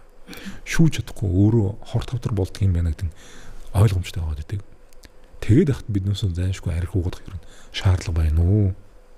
Энийг бүгдээрээ сайхан ярилцмаар байхгүй юу? Тэгэхэд ерөнхийдөө одоо архинаас суулж одоо Монгол улсад түүхэнд юу боллоо те? Ноёдын үхэл найран дээр гээд дандаа арх үүсгэл алуулаад байдаг. Тэгээ нөгөө манай дээр үе интернет мундаг ноёдууд маань дандаа архинаас суулж хэрүүл уурал хийсээр хад хоорондоо муудалцаад алцаад өгөхөд дуусаад. Тэгсээр хад нөгөө том гүрний задаргаа хийцэн. Хэрүү биднээс одоо би бас боддог байхгүй. Лалан шиншиг ерөөдөө арх хэрэгэлдэггүй орн байсан бол айгүй бол Монгол улсын айгүй бол тэр том хэмжээгээр одоо байж л байгаа. Энэ Сибирь мибирийн хамарсан том ус хэвээр л байж байсан. Энэ архинаас бол ерөөхдөө бол одоо хитүүлэр нь нэхэл бүтлгүүдэд түүхэнд байгаагүй жижигхэн газар нутагт үлдчихлээ гэдэг. Дандаа архинаас болж. Тэгэхээр энэ 11-р сарын 19-ний өдрийг эрчүүдийн өдөр гэд хэвшүүлэх гэдэг нь шүү дээ. 3 сарын 8 гэхээр эмэгтэйчүүд чинь ингээ бөөн баяр болоод бүгдээрээ чи зэрэг явсан мөгөл хэлээ мас. Тэгдэг тий. Тэгтэл жил болгон урайтай тэмдэглэх үү? Одоо эхэлж байгаа бол энэ талаар ярьсан уу? Тэгэхээр энэ ч нөгөө цаанаас урайтай байдаг. Нөгөө дэлхийн гэдэг учраас тий. Жишээл одоо урд нь болохоор ч юм бол одоо эрчүүдийн амиа хорлтыг бууруулъя гэсэн урайтай ажиллажсэн байхгүй юу? Тэгтэл нөгөө амиа хорлт ч юм бол одоо манай тийм чухал асуудал юм уу гэсэн чинь харин хүн амтайгаа харьцуулах юм бол амар өндөр амиа хорлттой болж тарсан. Манайх уу? Эрчүүд Монгол эрчүүд. Хүн амтайгаа харьцуулахаар. Тэгэхээр одоо бид нар чинь нөгөө Солонгос, Японд чинь тэнд айгүйх амиа хорлт байдаг гэж яриад идэг. Хүн амтайгаа харьцуулахаар чинь бид нар дээр нь гараад байгаа байхгүй. Тэгээ цөөхөн хүн амтай ийм олон амиа хорлт ер нь байж болж гинүү гэсэн асуулт яригдаад байгаа. Тэгээ тэрэн дээр биднес бас ажилламаар л байгаа байхгүй юу? Одоо энэ хамаг эрчүүд ингээд үхэж үргэлжлээд харч одоо эцсийн сүлдээ тэгээд хин одоо тэгээд хөр болоо наав болоод Монголд амьдрах хэрэгтэй байх гэсэн асуудал гарч ирж шүү дээ. Тэгэл яах вэ? Тэгэл нөгөө эрчүүд байхгүй болох юм бол гаднаас л эрчүүд болоод ирэх байх л. Тэгээ энэ ажлыг одоо хэвлэл мэдээллийн байгууллагууд харьцангуй дэмжих болов уу гэж бодож байгаа. Мэдээж л эрэгтэй хүн гэдэг чинь дайл гэрийн үр хөвгөд хань ижил байж байгаа юм чинь. Харин бусад эрчүүдийн эмнэлэг, бусад эмнэлгүүд тэр тусмаа хувийн эмнэлгүүд хэр дэмжих бол? Мэдээж дэмжнэр маань бол мэдээж дэмжих таарна те. Тэгэхээр хамгийн гол нь энэ маань бас ийм өдөр бидгийг бас үнэхээр мэддэггүй гэсэн асуулт байгаад байгаа шүү дээ. За тэгэхээр нөгөө хүмүүс маань дэмжиж хийлээх тэр маань бас нөгөө манай эмнэлэг шиг нөгөө байгууллагын хэмжээнд ингээд тэмдэглээл өрнөл дуусаад идэг. Тэгэхээр нөгөө Монгол улсынхаа хэмжээнд ерөөхдөө ингээд хамрагдаж чаддгүй. Тиймэрхүү юм болж байгаа. Тэгэхээр уг нь бол бүгдээрээ ингээд тийм 11 сарын 19-нд одоо дэлхийн эрчүүдийн өдөрлөгийг тэмдэглээд. За яаж тэмдэглэж болох юм бэ гэх юм бол жишээлх юм бол тэгэхээр энэ ч нөгөө хөдөлгөөний төтгөл маань одоо Монгол эрчүүдийн маань эрүүл мэндэд муугаар нөлөөлж байгаа юм чинь тэр өдөр маань нөгөө байгууллагын саксны тэмцээн хийж болно шүү дээ. Тэгээ волейболын тэмцээн. Эсвэл бүгдээрээ уугууланд гардаг ч юм уу. Эсвэл хөдөлгөөн хийж туулгуулын хөвөөр явж хогоо түүх гэх мэт юм хөдөлгөөн хийж одоо эрчүүдийн эрүүл мэндийг сайжруулж болно. За дээрэс нь одоо нөгөө одоо мэдээж авто хүмүүсд байгаа л үү те. Тэр чинь аав өвгөө эмнэлэгт хандаалаад үзүүлээд манай аав өвөг маань одоо эрүүл мэндийн ямар байна гэд үзүүлэх хэрэгтэй. Тэгэхгүй болохоор ч юм бол ингээд орж ирж байгаа хүмүүсийг харахаар за ингээд эрт илрүүлэг гэдэг гоё ингээд цаан чи ингээд хөдөлгөөн өрнж байна. Та очиод гоё ингээд үзүүлээд ингээд шинжилгээ мэлийг өгснө үү үгүй гэж. Тэгээ 5 жил имлэгээр яваагүй ингээд огцсон шинжилгээ ч өгөө яхаж үзүүлээ гэсэн өөнөр орж ирээд тийм. Яагаад хүүхдүүд нь тэр өвгөө тэг аавгаа имлэгт очиж үзүүлээгүй юм бүү мэд. Уг нь бол эн чинь ном журм оруул те 60-аас дээш насны хүмүүс чинь жил болгоно л нэг яхаа мэхад үзүүлээд цус шинжилгээ өгч явах хэрэгтэй шүү дээ гэсэн чинь байхгүй таг байдгийг. Тэгээ хэдэн жил имлэгээр яваагүй гэсэрнэ эхнэр нь бараг сар болгон яваад байдаг. Тиймэрхүү байгаад байгаа. Тэгэхээр одоо ядахтай тэр өдөр нь тэр өвөө эмээгээ очиод эмээг ин өвгөө очиод эмнэлэгт үзүүлээ шинжилгээ мэдлэгийг хийлгэж очие. Тэр чинь бол нас яваад ирэхээр чинь бол одоо маш олон настай холбоотой ингээ өөрчлөлт гарч байгаа. Тэгэд ерөнхийдөө бол эрэгтэй хүн одоо ингээд эмнэлэгт явах бас нэг санхүүгийн төсөв гаргаж өгөөч. Тэгэхгүй болохоор чинь бол баан дээр ирж байгаа ингээд хүмүүс маань би эхнэрээсээ виз авсан санхүүгээ авчаад үзүүлж байгаа гэж орж ирдэг байхгүй. Эмнэлэгт явах гэхээр одоо эхнэрээсээ одоо ингээд мөнгө авч иж ирдэг. Эхнэр өгөөгүй гэдэг. Эхнэр нь одоо тэгээд нөхөртөө эмнэлэгт үзүүлж мөнгөний өгч ий тэр өдөр нь. За тэгээд бас нэг ээж нарт бол энэ хүүнэр байгаа шүү дээ. Тэгээ хүүхд мөхт бас үзүүлээд манай хүмүүс маань ер нь бол зүгээр эрүүлүүс харуулуу тий. Одоо эрэгтэй хүний хувьд бол ерөөдөө бэлгийн божлон зүв явж гэнэ үү яаж нэгдүс ингээд шалгуулчих л хэрэгтэй байхгүй юу? Зайшгүй өвчин үүсний дараа тэгээд эмнэлгээр явах албагүй шүү дээ. За жишээлх юм бол одоо саяхан нэг ээж маань хүүгээ дагуулаар орд ирсэн. За манай хүү маань ерөөдөө бэлгийн божлон ямар байна гэж шалгуулъя гэд. Тэгээ мандар ингээд цусны шинжилгээ мэлээ өгсөн чинь төмөрийн нөөц нь бүр таг гэж унтсан. Тэгээ тэр залуу одоо тэгээд төмөрийн ихсгэж байгаа. Одоо тэгээд нөгөө Америк руу сургууль руу явуулах хэрэгтэй болж байгаа. Тэр манай өсвөрийн банд нарын дунд төмөр дутагдал байдаг юм а гэдэг хүртэл ойлгохгүй л яваад. Одоо тэр төмөрийн дутагдал маань зайшгүй нэг төрцөн хөхүүл тусалцсан хүмүүс төр байх хэрэгтэй гэж ойлгоод идэг. Гэтэл өсвөрийн банд нарын дунд ер нь нэлээд тохиолдод байгаа. Энэ хоолноос болж гин үү? Бас л нөгөө хөдөлгөөн орчих уу юу? Нэгдүгээр тэр ч мөн өсч байгаа бие махбод. Тэгэхээр одоо цаанаас нь бие махбодын хувьд бол өсөхийн тулд асар хэмжээний эрс витаминыг ашиглаад байгаа. Тэгээд дээрэс нь одоо бид ч нөгөө төмөр ганаасаа орж ирдэг гол хоол маань мах байгаад идэг. Гэтэл нөгөө манаас олж маань махаа идчихгүй. Тэгээ чипс мипсэн шиг дахиамынхаа шиг идчихэдэг. Төмрийн хагалуумжгүй мэдээд байна. Дараагийн асуудал нь болохоор ч нөгөө бид бас мах идлээ гэхэд тэр махнаас төмрөө авдаг гол хэрэгтэй маань 12 нуулаа гэсэн. Өөрөөр хэлбэл нарийн гиз маань гаднаас тэр эрс витамин авахд оролцож байдаг. Хамгийн гол хэрэгтэй байдаг. Гэтэл нарийн гиз гэж юу гэдгийг өөрөө мэдэхгүй хүмүүс ороод байна шүү дээ. Дандаа л ходоод ярьждаг. Нөгөө гиз гэж хаануудын гэр гайхаад байдаг. Тэгтэл тэр гизээ үүсүүлждэг байхгүй. 12 нуулаа гизээ сайхан кола ууж өрсүүлчин дараа нь өрсөлдсөн эрхтэн маань яг махнаас төмрөө авч харагдаж болдог. Комитийн ерөнхийдөө асуудлууд манай энэ өсвөрийн хүүхдүүдийн дунд айгүй илбэг бааддаг. Тэгэхээр бид нар ч бас нэр өсвөрийн хүүхдүүдийн хамс нэг эрүүл мэндийн боловсролыг бас дээшлүүлчмээр байхгүй. Энэ хоолыг идэхээр танд ашигтай юу? Энэ хоолыг идэхээр танд ашигтай юу гэдгийг та мэддэг байх хэрэгтэй. Ер нь одоо биднээс орж ирж байгаа ингээд нөө эрчүүдээр юу жилдэг гэхээр бол дандаа ашиг хараач гэсэн зүйлүүд өгдөг байхгүй. Хүн дандаа ашиг харж явах хэрэгтэй. Ашиггүй юм дээр хураач хөдлөж болохгүй гэсэн зүйл өгдөг. Яагаад? Яагаад? Юу зүйл ашиггүй юм дээр би яагаар хөдлөсөн тийм үстэй тий. Жишээл одоо манай нэг найз маань одоо бүцээний өглөөгөр богд уулраа гараа гэж байна. Нөгөөх нь болохоор ч юм бол хамт уужжал пи ууя гэж байна. Тэгэхээр би өөрт ашигтайг сонгох хэрэгтэй тий. За уул руу гарах юм бол одоо бид мэдээж уул руу гарна. Миний одоо тестостерон давар нэмэгдэн, стресс давар буун, тэгээ хүчил өргөчөөр амьсгална, эрүүл мэнд сайжирна. За нөгөө нөхөртөө ч бол би нэг битүү өрөөнд очиж суугаад бахан архиулаа, илгээ хортуулаа. Тэгэхээр чинь аль нь надад ашигтай юм бэ? Айн талаас нь тийм ээ. Тийм. За тэнгуүл одоо ингээд нэг энэ дээр болохоор чинь нөгөө манай Монголын үндэсний байнгын идчихэд нөгөө шарсан элэг байлаа гэж үзье. Энэ дээр нь гоё шарсан гоё бүрцэн дахиа байлаа гэж үзье. Энэ хоёрын аль нь идэх нь танд ер нь ашигтай вэ? Гэсэн асуулт гараад ирж байна шүү дээ. Тэнгүүт л нөгөө шарсан элэг дотор ч юм бол витамин B12, төмөр, уур гэд асар их юм байдаг. Тэгэхэд ерөөхдөө бол одоо тэрний дутагдлын улмаас одоо маш олон өвчин үүсдэг учраас тэрнийг хоолноосоо тэр эрдэс витаминсээ авах нь ашигтай байдаг. Тэнгэл нөгөө талаас нь ингээд шаарсан нөх байлаа.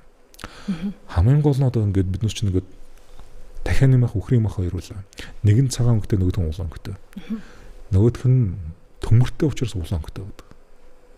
Цагаан мах чинь төмөргүй учраас улаан өнгө байхгүй. Тэгэхээр би энэ одоо төмөргүй мах идэх надад ашигтай юу?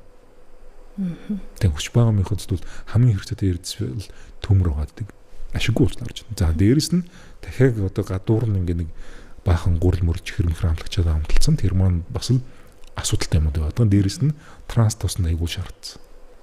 Тэгэхээр тийм ерөнхийдөө нас идэхээр айгуул биднес нөгөө илгэний асуудал үүсгэнэ. Тэгэхээр би айлын сонгох уу? Өөрт ашигтайгаа сонгоно шүү дээ, тийм. Тэгээ юм болгон дээр дандаа ашиг л харах. Та өөрийгөө холестериныг дэмждэг эмч гэж ярьдаг штэ. Тэгээ сая яг хоолны тухай бодсон чи одоо 20 эдтэй 30 эд 40 эдтэй хүмүүс ч гэсэн бүр өөх амсдаггүй эрэгтэй хүмүүс байдаг. Сүүлний өөх бүр өвчүүний өөх ч иддэггүй. Гэтэл одоо өсөж байгаа яг өсвөр насныхан бага насны хүүхдүүд эрэгтэй эмэгтэй ихдэг бүр өөхийг бүр амдаа ихгүй штэ.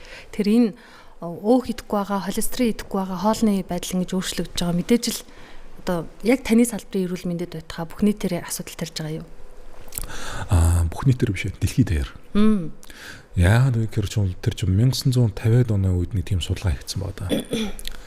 Ямар хүмүүс төр ингэ зүрх судасны асуудал үүсчихнэ гэсэн чинь нөгөө судасны хатварлалт хүмүүс төр нь холестерин өндөр гарсан байл да. Тэнгүүл за ерөөхдөө бол энэ холестерин гэдэг нөхрөө чинь болж энэ зүрх судасны асуудал үүссэн байна гэд хаавсан 50-аад оны үед тийм дүгнэлт хийгээд 70-аад оны үед Америкчууд мөн fat free буюу өөх тосгүй хоолны дэглэм рүү орё гэд бүхнөөс ингээ өгдсөн хасаад эхэлсэн. За тэгээд ерөөдөө 10 жилийн дараа хэлэрсэл зүрх судасны өвчл баригдсан. Тэр том ус. Хавдар модорд баригдаад эхэлсэн.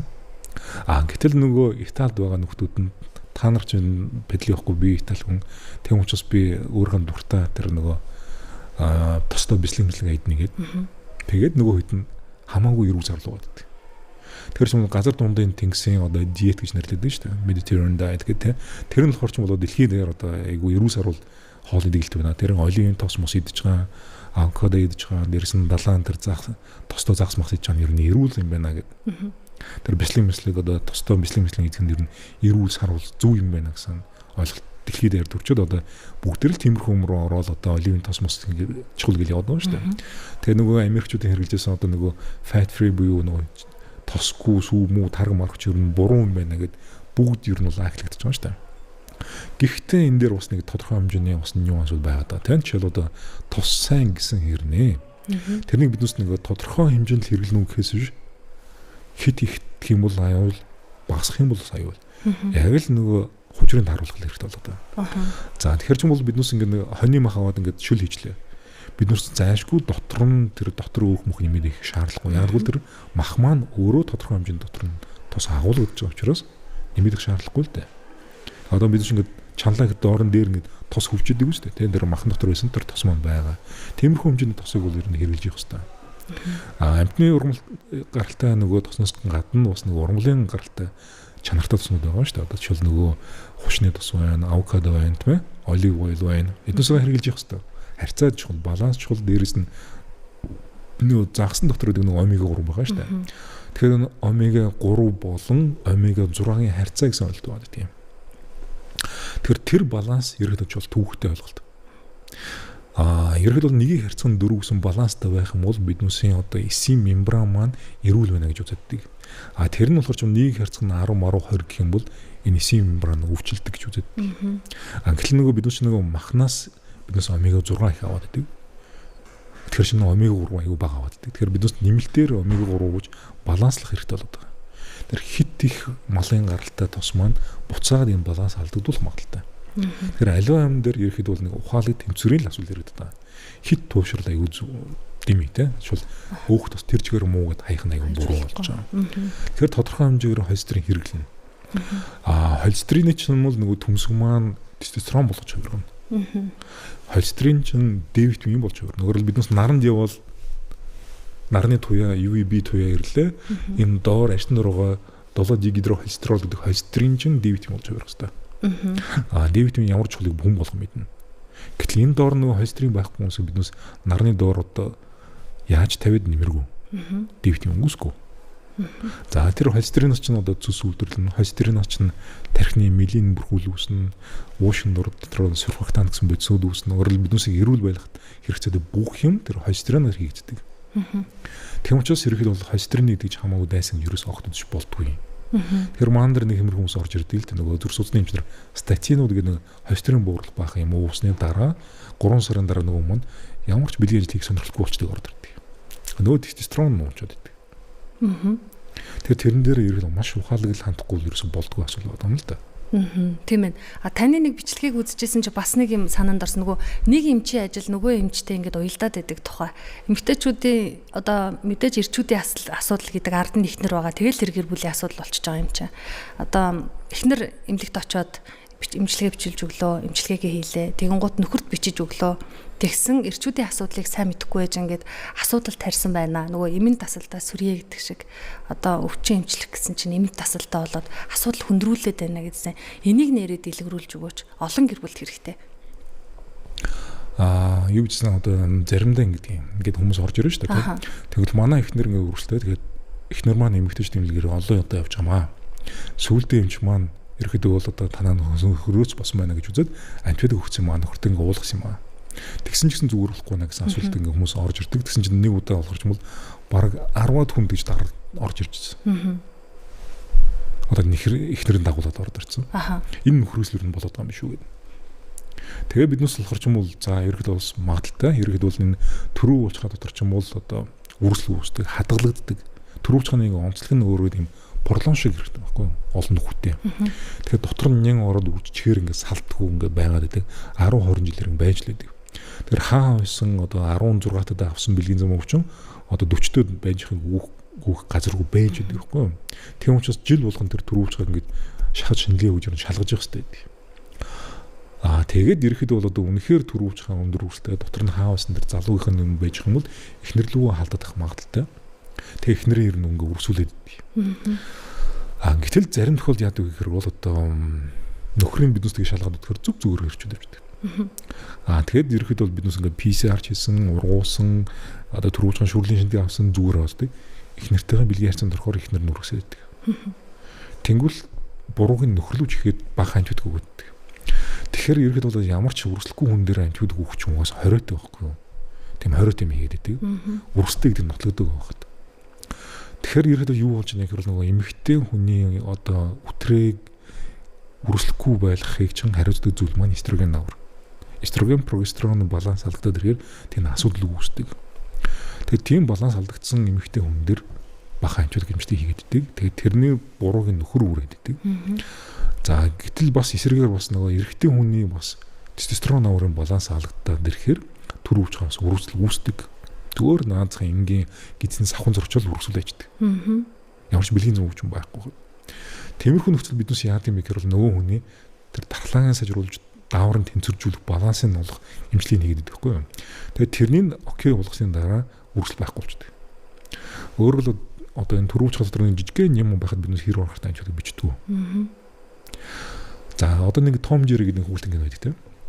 За тэнгуэл одоо тэнд ч юм бол нэг Жери гэдэг хулгун үргэлцсэн байдаг. Тэрнийг устгахын тулд ингээл буугаар будаалцдаг түүгэж алддаг үстэй. Гэтэл өөрөөр хэлбэл тэрний чинь зүгээр л одоо нэг юу маань хулган маань очил барил асуулт дуусгахтай байсан. Гэтэл ерөөдөө төрөвч халдварын жоохон юм байсны төлөө антибиотик уuna гэдэг бол ерөөсөө л жижигхэн хулганыг барихын тулд гэртэл шууны буугаар бууж явах ялгаа байхгүй. Гэрээ шатаана гэдэг шиг юм болох ч тийм болоод идэв. Тийм учраас биднээс ерөөдөө одоо болжлгүй л антибиотик хэрэглэхгүй гэж чирээд байхгүй. Ерөөсөө таны дархлаа энэ юм уучлах ажлыг хийх ёстой юм аа. Тэгээ биднээс таны дархлааг чинь буцаагаад ингээ хэвийн ажлыг болгоод өгөө. Өөр дүнд нь тэр нянгийг устгачаар эн чинь өөрөө үргэлжлэхгүй болчихно гэдэг.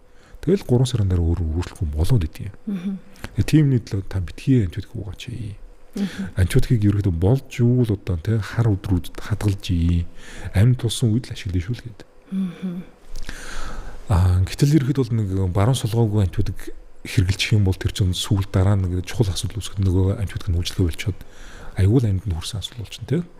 Тохирлог антибиотик байхгүй болчихсон байна гэдэг. Тэгэхээр нөгөө эмэгтэйчүүд маань тэр адилхан те энэ чин дааврын баланс алдагдахаар эмэгтэйн дээр үргэлжлэл үүсдэг юм аа. Гэтэл дээр нь дааврын баланс алдагдсны та ер нь шалгасан уу гэж биднээс танаа асуудал. Тэгэхээр ерөөд бол энэ бэлгийн дааврууд ч юм уу одоо те Д болон төмөр унахаар айгүйх баланс алдагддаг. Тэгээ таны Д болон төмрийг одоо нөхчих юм бол энэ буцаа зөөр ч магадгүй шүү гэл. Тиймэрхүү маягаар ерөөд амжилтыг санал болгодог юм. Тэгэхээр дэлхийн эрүүл мэндийн байгууллага гэсэн бас тиймэрхүү зөвлөгөө өгдөг байхгүй. Өөрөөр хэлбэл одоо болж өгвөл антибиотикоос зайлс хийгээч. Тэгээ ерөөд бол тухайн хүний өөрийнх нь дархлаан сайжруулаад үргэлжлээ дараач гэсэн л дөрвөн журам байдаг. Биднээс ерөөд бол тэр дөрвөн журмаас баримталдаг.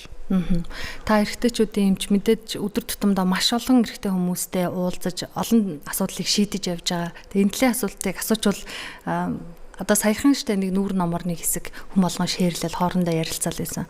Одоо бэлгийн замын халдвар төвчнөр Өмнөгов аймаг тэргүүлж ийн гинэ. Яагаад үгээд гэсэн чинь уул уурхад ажилладаг хүмүүс ингээд гэр бүлээсээ хол ингээд байж байгаа. Тийм болохоор тэгсэн гин. Эрт илрүүлэгт орсон чинь бэлгийн замын халдвар төвчин тэнд ажилладаг хүмүүсийн харьцангуй их гараад байна гинэ гэсэн мэдээлэл уншижсэн. Энэ мэдээлэл одоо хүмүүс хөө тийм үү ингэдгийн байх давал уурхад ажиллаа гэж явдаг гэд ардталт нь байгаа эхнэрүүд эмэгтэйчүүдийн хувьд мэдээж хүнд тусаж байгаа штэ. Нэрээ юу ч хэлээ гэсэн бодол төрнө. Эрэгтэйчүүдийн эрчүүдийн эмч хүний хувьд энэ тал дээр чиглэлээр ажиллаж байгаа танд бас ийм юм мэдрэгдэж байна уу? Бас л энэ хэдийгээр эрэгтэй хүний асуудал ч гэсэндээ гэр бүлийн л асуудал бол явчихж байгаа юм чи. Гэхдээ хамгийн гол нь бүх юм чинь баримттай нотлоод судалгаатай юм яригдах хэрэгтэй шүү дээ тийм. Тэгэхгүй сэтгэлийн хөөрлөөр бас хамаагүй хандж болохгүй. Тэгэхээр одоо бид нар ч ингээл одоо аймаг болгоноос ирсэн хүмүүсийг л үзэж байгаа амжилж байгаа. Ер нь бүхэл аймагаас зорж ирнэ үзүүлдэг. Яагаад вэ гэхээр бол нөгөө төрөвж байгаа үзнэ гэдэг ч юм бол эмч маань зайлшгүй хуруугаар тэмдэрх хэрэгтэй байдаг. Хат үзүүлэн өвдөлт тэмдэлт юу вэ гэдээ мэдрэх хэрэгтэй тийм өөрийнхөө мэдрэмжээр. Дээрс нь гарч ирсэн шингэний одоо маш туршлагатай лаборант үзэх хэрэгтэй. Одоо манай лаборант маань 20 жил ажиллаж байгаа. Зөвхөн төрөвж байгаа шүүрлийн шинжилгээгээр л дагнацсан. Тэр чинь одоо маш чадвартай үздэг гэсэн үг. Тэгээ тийм өөр одоо юм лаборатори нь Монгол өөр хааж байхгүй. Тэгэхээр чинь нөгөө төрөвч хаан шүүрлийн шинжилгээ өгөхэд бол одоо бүхэл аймагаас зорж ирдэг, дархан эрдэнэс зорж ирдэг. Тэгээд ерөөд бол одоо тэр газрах одоо тэр асуудлаар давангаасан гэсэн юм ерөөсөө анзаарэгддэггүй шүү дээ. Ер нь бол тэр одоо ямар юм дээр үнэлэлт тэгээд авахс ойлгомжгүй гадаг юм. Тэгэхээр судалгаа яг байхгүй болохоор та энэ тал дээр яг мэдээж тийм юм гэсэн хариулт байхгүй байна. За би нэг асуултыг одоо эмэгтэйчүүдэд төлөөлөд асуух уу болох уу гэд бас бодоо сууж байна. За. Одоо нэг ингэж ярьдаг штеп. Эмэгтэй хүмүүс гэр бүл эрэгтэй эмэгтэй гэр бүлээсээ хол ажлын шаардлагаар ажилдаг байлаа. Нөхрийгөө араар тавьж үгүй юу гэдгийг тийм ээ өөр хүнтэй харилцаанд орсон байна уугүй юу гэдгийг мэдэх арга байдаг юм уу эхнэрүүдэд? Нөхрөө хараад. Ямар ч арга байхгүй шүү дээ. Одоо эрэгтэй хүн ч гэсэн одоо эхнэр нь гадруу явлаа. Инглүү тэглүү гэдэг мэдэх ямар ч арга байхгүй шүү дээ. Тийм шүү дээ. Ерөөд бол нэг далдыг хэрдэг авьяас байхгүй бол мэдэх ямар ч болцоо байхгүй. Гэхдээ одоо манай дээр болохоор ч юм бол бас нэг тийм гэр бүлийн хэрэглүүд бас нэг хаяас гарч ирнэ л дээ. Тэгэл би нэг хардсан гэсэн тэгсэн асуудлууд гарч ирдэг. Тэнгүүтлээ энэ дэр бас нэг энэ хүүхдийн асуудлаас гарч ирдэг юм. Одоо ч бол эхнэр нь хорч бол би ч хансан гэдэг өвчин авчлаа шүү дээ гэд. Эмэгтэйчтэй эмэгтэй очиод үзүүлэхээр үнэхээр өвчин авцсан үргэлжтэй байна гэж яваад байдаг. Нөхөр нь болохоор ч бол би ёстой тийм байхгүй гэдэг. Тэгээ бид нэр ингээ бас ингээ одоо бас л шинжлэх ёстой шүү дээ тийм. Энэ хүн үнэхээр шинээр авч юу эсвэл энэ уус харах юмтай байна уу гэд шалгаад үздэг. Ерхэл тэр нь ч бол биднес шалгаад бас мэдчихдэг байхгүй юу? Одоо харах өвчнөй гэж байна уу гэд. Гэтэл нөгөө түрүү өвчхаа гэдэг нөгөө гайхалчум хаа байсан 10-20 жилийн өмнөх өвчнөр нь хадгалаас та явж идэг. Тэгээд нөгөө одоо өөрт нь зөвөрөхгүй. Тэгээ хүмүүс л орчин бол одоо надад бэлгийн зүүн өвчин байх юм надад мэдэгдэх ёстой гэж одоо яг ч юм ойлгоод идэв. Уг нь л мэдэгдэх байхгүй жишээлх юм бол ингээ ойрхон шийдэг ч юм уу, гівэн шээс хүрлээ, дутуу шилээ мэлээ, эсвэл түргэн дур тавилаа. Комитийн шинж тэмдэг өгөөд хахад тэр нэга ойлгодгүй. Нөгөө бэлгийн зүүн өвчин авлаа гэхэр бол зайлшгүй одоо шээсээс өмнөөс идэх хэвээр нэг буруу ойлголттой хүмүүс явждаг. Яар гардаг ч юм уу те. Тэгэд ерөөхдөө бол тэр нэг идэв бээр юусэн гарч байгаа учраас би ерөөхдөө өвчин авч байгаагүй яриаддаг. Тэгэхээр өнөөдөр бас яг тиймэрхүү нэг кейс гараад ирсэн л та. Нөгөө залуу маань одоо 28 залуу 8 жилийн хугацаанд 3 бүсгүүчтэй бэлгийн харьцаанд орсон. Гурлаа онгон биш байсан. Гурвынхын шинжилгээг нь хараагүй. Тэгээд одоо үзэхээр маань хүн дээр хламид гэдэг өвчин илэрдэг байна. Тэгэхээр ч юм уу одоо нөгөө 3 хүн л орчмол тэр залуус өмнө бэлгийн харьцаанд орж исэн. Тэгэхээр ч бол гурлаач тэр өвчтөй байсан магадaltaй байхгүй. Тэр чидэр залуу бол нөө хизээ авснаа мэдгүй тэр өөрт нь шинж тэмдэг байхгүй. Зүгээр л юмыг яаж мэдгүй шинтгээ гэсэн чинь төрөвч хавралтай дотор нь хламид гэдэг бэлгийн зам өвч илэр явж байгаа. Тэгээд хламид гэдэг бэлгийн зам өвчнийг л биднээс их илүү их анхаарал хандуулад байдаг. Яагаад гэвэл тэр маань шинж тэмдэггүй явагддаг. Одоо ИД-бэр мэр гарлаа одоо шийхэд өвдлөн гэсэн тиймэрхүү шинж тэмдэг явагддаггүй. Тэгээ нөгөө хламидтэй гэдэг нөгөө цаад эмэгтэй хүн өөрөө мэддэггүй. Шинж тэмдэг өгөхгүй. Тэгж жаад нөгөө эрэгтэй таалдаач. Тэгээ нөгөө залуу нь авснаа өөрөө мэдгүй явждаг. Тэр нөгөө шинж тэмдэг өгөхгүй учраас тэр ч юм бол хизээ авснаа ч ер нь ойлгохгүй явждаг. Тэгэл төрөвчгийн үзгээр айгүй өндөр үрсэлтэй. Тэгэл тэр өндөр үрсэл маань нэг мэтгэл төмсгний үрсэл болгоол одоо үрийн сувг битүүлэл үргүү болгоочдаг. Тийм ядаргаатай нөхөр үйдэг. Тэгээ тэр өвчний бас нэг онцлог маань өөрөө яг тийм бас цэвэр нингэхэд бас хэцүү. Вирустэй их төстэй эсийн дотор орж нууцдаг. Одоо дархлааны макрофагис дотор орж нууцдаг тиймэрхүү түүхтэй нөхөр. Тэгээ заашгүй нөө молекул биологийн шинжилгээ хийж иж зөвхөн гарч байгаа түнш зүгээр ингийн мосог төр гарч ирэхгүй. За тэрнийг устгахын тулд зүгээр антибиотик ус хэмжлэгээ хийгээд болохгүй яа нөхрөл ням болон вирусын шинж тэмдгийг хоёулыг нь агуулсан учраас хослсон хэмжлэг хийдэг. Өөрөөр хэлбэл вирусын хэмжлэгийн өвч бол дархлаас ажиглах хэмжлэг хийх ёстой шүү дээ. Нямгүй үед антибиотик хэмжлэг хийх ёстой. Тэр хоёрыг заашгүй хослуулах хэрэгтэй болдог. Тэр чинь хоёр том нүсэр хэмжлэг зэрэг явж иж нэг чүүтэй хатаа дардаг. Тэгэхээр нэг тиймэрхүү асуудлууд ерөөхдөө ингэ байждаг. Тэгээд тиймэрхүү асуудалтай хүмүүс ч юм бол ингээд ямар ч хэмж тэмдэггүй явж байгаа дархлаа унахаар өөрт нь асуудал илэрдэг. Зарим хүмүүс маань ингээл хэд хоног нойргүй явжгаад шоуутсан ингээл тэгсэн чинь шийсэн сүмнээс ингээл чул идэрхийг гараад байна гэж сэдрийг гараад эхэлдэг. Тэгээд өөрөө болохоор ч юм бол шүү дээ ямар ч тийм гадны хөвгөж юм байгаагүй шүү дээ. Тэгээд зүгээр би нэг нойргүй хэд хоног явцсан юм аа гэл. Тэгэл нэг хуучин байсан хаавсаа 10 жилийн өмнө авсан юм маань 10 жилийн дараа шинж тэмдэг өгөөд. Тэнгүүл одоо их нэртэй ч үнэн хөрөн чинь ингээл үнэнч байгаад идэг. Тэгэл баахан хэрүүл асуудал тарьдаг байх нь тийм байна тий. Тэгэхээр тэр маань яад асуудал үүсэн ерөөсөө ирчүүд маань одоо эмэгтэйчүүд чинь ингээл нэг баг сарын тэмдэг ирээл эмэгтэйч тэмдгээрээ явж үзүүлж эхэлдэг болно шүү дээ тий. Тэгээд одоо жирэмсэн болоо байнга ингээл үзүүлэл явна. Тэгэл ерөнхийдөө жилдээ дорож нэг удаа ингээл үзүүлчихэд идэг. Гэтэл манай ирчүүд чинь нэг 10 жил огт үзүүлээгүй 20 жил огт үзүүлээгүй юм шиг байдаг. Тэр чинь тэр асуудал хэзээ гэсэн баг ойлгомжгүй байдаг. Ном журмаар бол тэр хүмүүс ч юм бол залуучууд 6 сард нэг удаа төрүүлж шинжилгээ өгөхтэй гэсэн 4 журмтай байдаг. 40 гараад ирэхээр ч юм бол одоо нэг арай нэг шинээр юм авах эрсдэл нь буураад ирнэ шүү дээ. Тэнгүүл жилдээ нэг удаа тогтмол төрүүлж шүүрлийн шинжилгээ өгсөн. Тийм 4 журам байдаг байхгүй юу. Тэр 4 журмын дагуу тэр хүмүүс маань урд нь төрүүлж шүүрлийн шинжилгээ өгөө явуулсан бол ер нь хизээ болох байсан яасныг аль хэдийн мэдчих ёстой байсныг өөрөөр нөгөө эрүүл мэндийн босрал одоо тэрэнд л чухал байсан. Та 11 сарын 19-ний өдрийг эрчүүдийн өдөр болгоё. Яг ингээд нэг урайтай угаасаа олон улсад тэмдэглэж байгаа гэдэг. Өдөрт орж ирж байгаа эрэгтэйчүүдийн сэтгэл зүй ер нь тэрийг хүлээж авах шинж байна уу? Сэтгэл зүйчийн үүргийг хэр гүйцэтгэж чинь?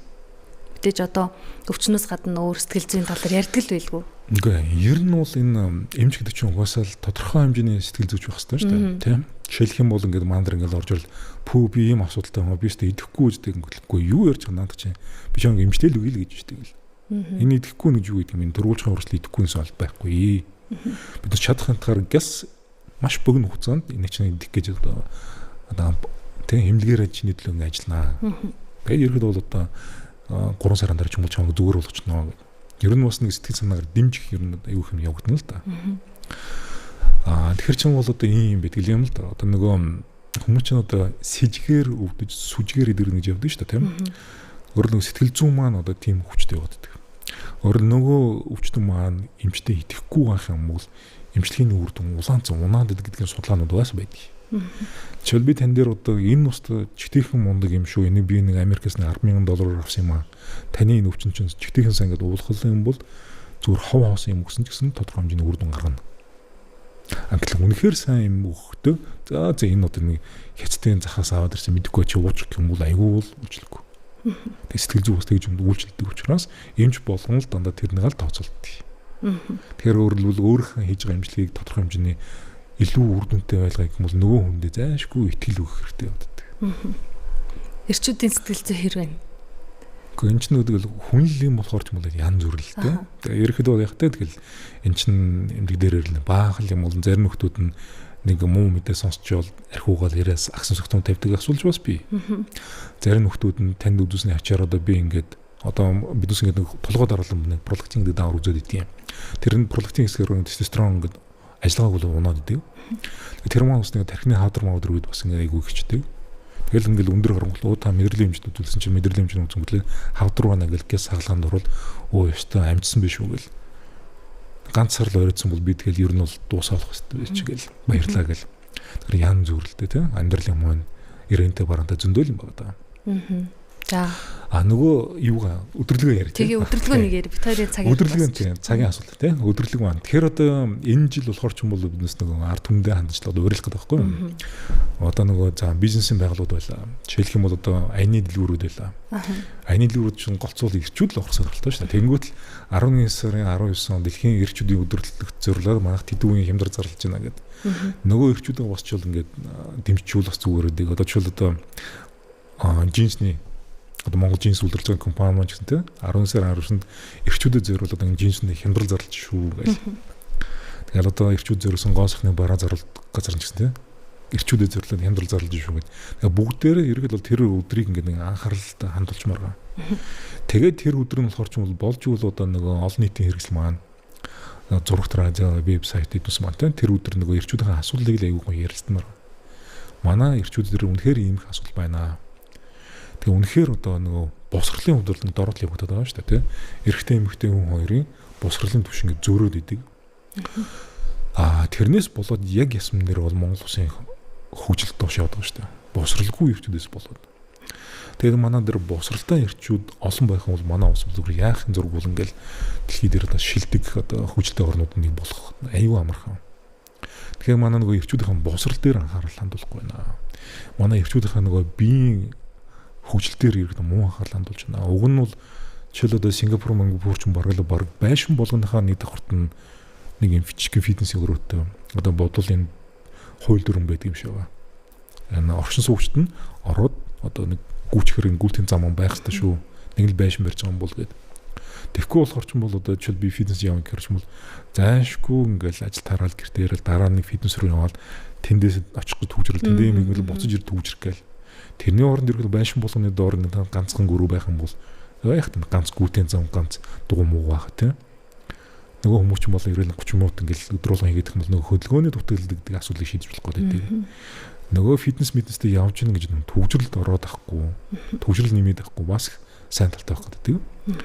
Тэгэхээр нөгөө болж игэл бас нөгөө шинээр одоо байшин барьж байгаа одоо хотхон барьж байгаа бүх компаниуд маань хотхон дотор бас нэг үнгүй нэг тийм өрөө гаргаад өгчвөл тийм ганц хоёр дугуй муутай. Тэгэхээр одоо бүх байшингуудын доор тиймэрхүү байх юм бол бас тодорхой хэмжээгөөс ингэ хөдөлгөөн ус сайжирна. Яг тэ эрүүл байхад бол одоо нэгч тийм олон юм уг нь шаардлагагүй л дээ. За жишээлх юм бол одоо юм байна да.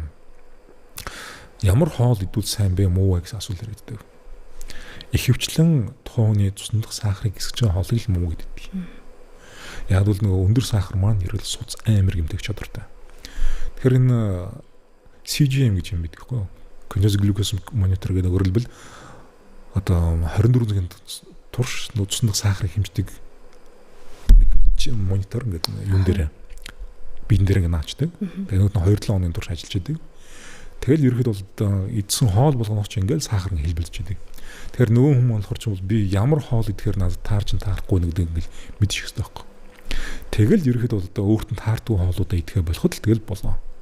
Хоолт л тийм амархан шүү дээ. Дараагийн асуудал нь болохоор ч юм бол мэдээж боцлоггүй чанартай гүн нойрохгүй л хичээгээд байна. Тэгээ болж игэл нөгөө маань алхажил байгаа сайн байдаг. Тэгээд дээрэс нь цусны шинжилгээ өгөөл ямар эрдэс витамины дутагдал байна гэдэг тогтмол шинжилгээл тэрнийга нөхөл ууж хатал болоо. Ердөө нэг иймэрхүү хэдхэн зарчим дээр л явахад бол нөгөө одоо Монгол ус төхөөлж байгаа өвчтний бараг 90% нь биднээс тусдах хэрэгтэй байхгүй юу? Мэдээж нөгөө арх тамхиг бол шууд л хаян л да. Яг бол тэрэн дээр бол зөндөө асуул байгаа хүн болгон мэдэн шүү дээ тийм. Одоо нөгөө тамхи тутгаар хамгийн гол суусны дотор нь түлэгдчихдэг, сорвчдаг. Тэгэхээр тэрнийг олох юм бол одоо холестериноос болж одоо бүглэрж ингэж буруу ойлгоод байдаг. Гэтэл тэр маань зүгээр судасны үрслээс болж бүглэрээд байгаа. Тэгээ нөгөө бэлэг эрхтний маань судас маань тэгээ түлэгдээд үрсээд бүглэрчхөөрөө одоо хөвчөрч чадхаа болчдөг. Тэрнийг бол одоо шигдээс гэж нэрлэдэг. Тэгээд тамхи татсаар руу тийм шигдээстэй болсон хүмүүс маань нэг худалгүй 4-7 жилийн дараа зүрхний шийдээс олчих гээд байдаг. Эсвэл цус харвчих гээд байдаг. Тэгэхээр дээрээс нь тэр тамхид татхаа болоход л ерөөхдөө бол одоо ер нь татахгүй байхад л тэгэл тодорхой хэмжээр хүн ер нь нэлээд удаан наслах болцоотой байтал манай чинь тэгэл дөнгөж 50 хүрүүгүүл зүрхний шийдээсээр нь хамаг ирчүүд нөхөд идэг. Тэгээ сүүлдээ одоо ингээ хараад хад ч одоо ингээл баахан бэлэвсэн ихнэрүүд нөхрүүд нь дандаа зүрхэн хагдсан мó цус хараад өгсөн. Тэгээ баахан өнчин хүүхдүүд аауд нь дандаа хүчгсэн. Тэгээ нөгөө аавын сургаал мургаал байхгүй. Аавын тухай дуунаас өрн байхгүй. Тэгэл одоо ингээл 60-аас дээш нагсан хүн чинь баг дан юм минерал байдаг шүү дээ. Нөгөө сургаалаа хайрладаг өвөн нөрөнд марг байхгүй болсон. Манай Монгол нэг тиймэрхүү зам руу л ер нь яваад байгаа. Тэгэхээр яалчгүй одоо уг нь бол одоо монголчууд маань нөгөө ирчүүдээ уг нь хайрламар л байдаг. Гэтэл ерөөхдөө бол одоо ирчүүдээ ерөөсөө хайрладаггүй л нэг тийм харгас хэрцгий нийгэм л болоод байдаг. Тэгэхээр нөгөө хайр мэдрэхгүй байгаа ирчүүд нь бүр зэрлэг шээд байдаг. Ийм болоод байдаг.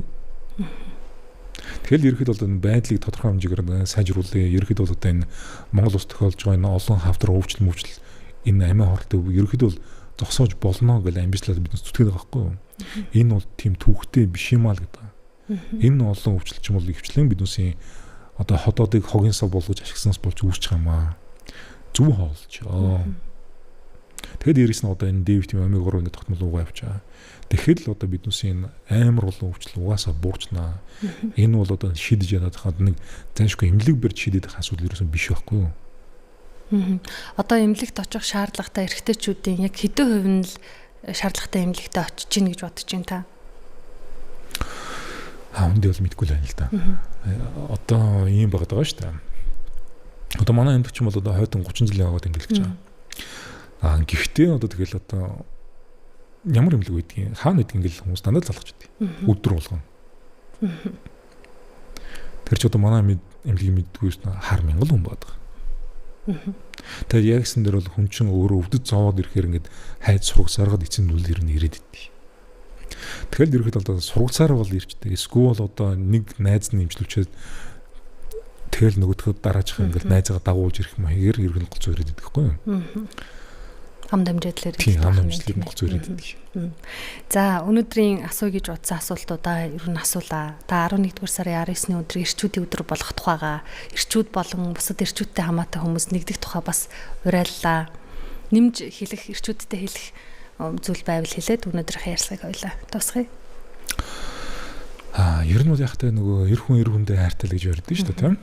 Тэр одоо тэр маань бол нөгөө биеийнхээ дэмжих юм яриад байгаа шүү дээ тийм. Ингээд эрчүүд маань биеийнхээ дэмжийа. Тэгэхгүй болохоор ч юм бол одоо үнэхээр манай эрчүүд маань одоо эрүүл мэндийн боловсрол ерөнхийд эрүүл мэндээр биднээс ингээд дэлхийд сүүл мушгаад байна. Маш муу байна. Тэгэхээр тэрнийг бол биднээс ерөнхийдөө маш богинохон хугацаанд уг нь сайжруулах болцоотой юм аа. Тэгэхээр ингээд бүгдээр ингээд хамтрах юм бол одоо биднээс чадахгүй зүйл байхгүй. Хүсэх юм бол 5 жилийн дотор бол энэ бүх асуудлыг оронгоор нь эргүүлж чадах юм. Тэгэхээр одоо эрчүүд маань өөрөө өөртөө төлөө усч бол хичээх хэрэгтэй байна л гэж байна. За баярлалаа. Тэгэхээр сонсогчдоо Хөхтөнгөр радио хөтөж подкаст ээлжид дугаараа сая та бүхэнд хүргэлээ. ЦЭПО эрчүүдийн эмнэлгийн хэмж Ариун Баярын өдрийн зочноор оролцлоо. Хамт байсан сонсогчдоо баярлалаа. Дараагийн дугаараар эргээд уулзъя. Зочиндоо бас баярлалаа. За та бүхэнд баярлалаа. За